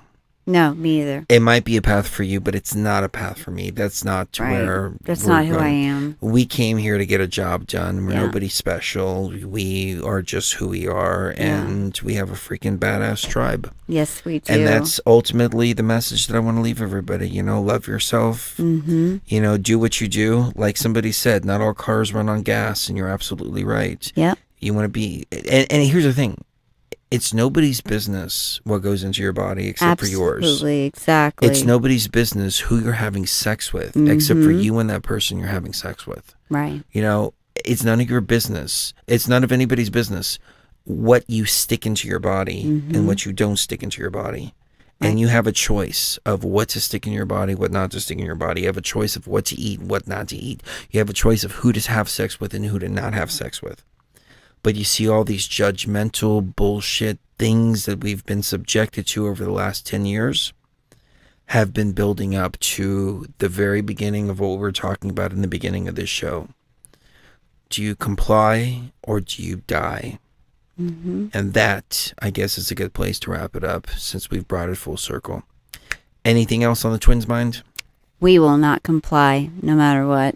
That's true. We love our tribe, and we love each other, and we love our mission, and that is the most important thing. And we would, we love all of you so much, and can't wait till the next edition. So True. Where we can join together again. Kiss the one you love right now. You never know the last time is going to be. And thank you very much for tuning in. I haven't been saying this at the end of the shows, but we have been cutting down our shows here on YouTube. And y'all have been getting a small version. Unless you're listening live, you're getting the full version. But this show has been 3 hours total. 3 hours and 13 minutes. Perfect time to end it. We went over Dexter. We went over the philosophy of morality. We went over Princess Goes to the Butterfly Museum. We got into so many different topics, and ultimately we got to spend time with our tribe, and that's what I love the most. Me too. But I know that the little twin probably wants to go to sleep. I am ready to pass out. I'm ready to cuddle with my twin. All right. Kiss the one you love right now. You know when the last time is going to be, and we'll see you even further. Beyond the veil. Love ya. Love you guys.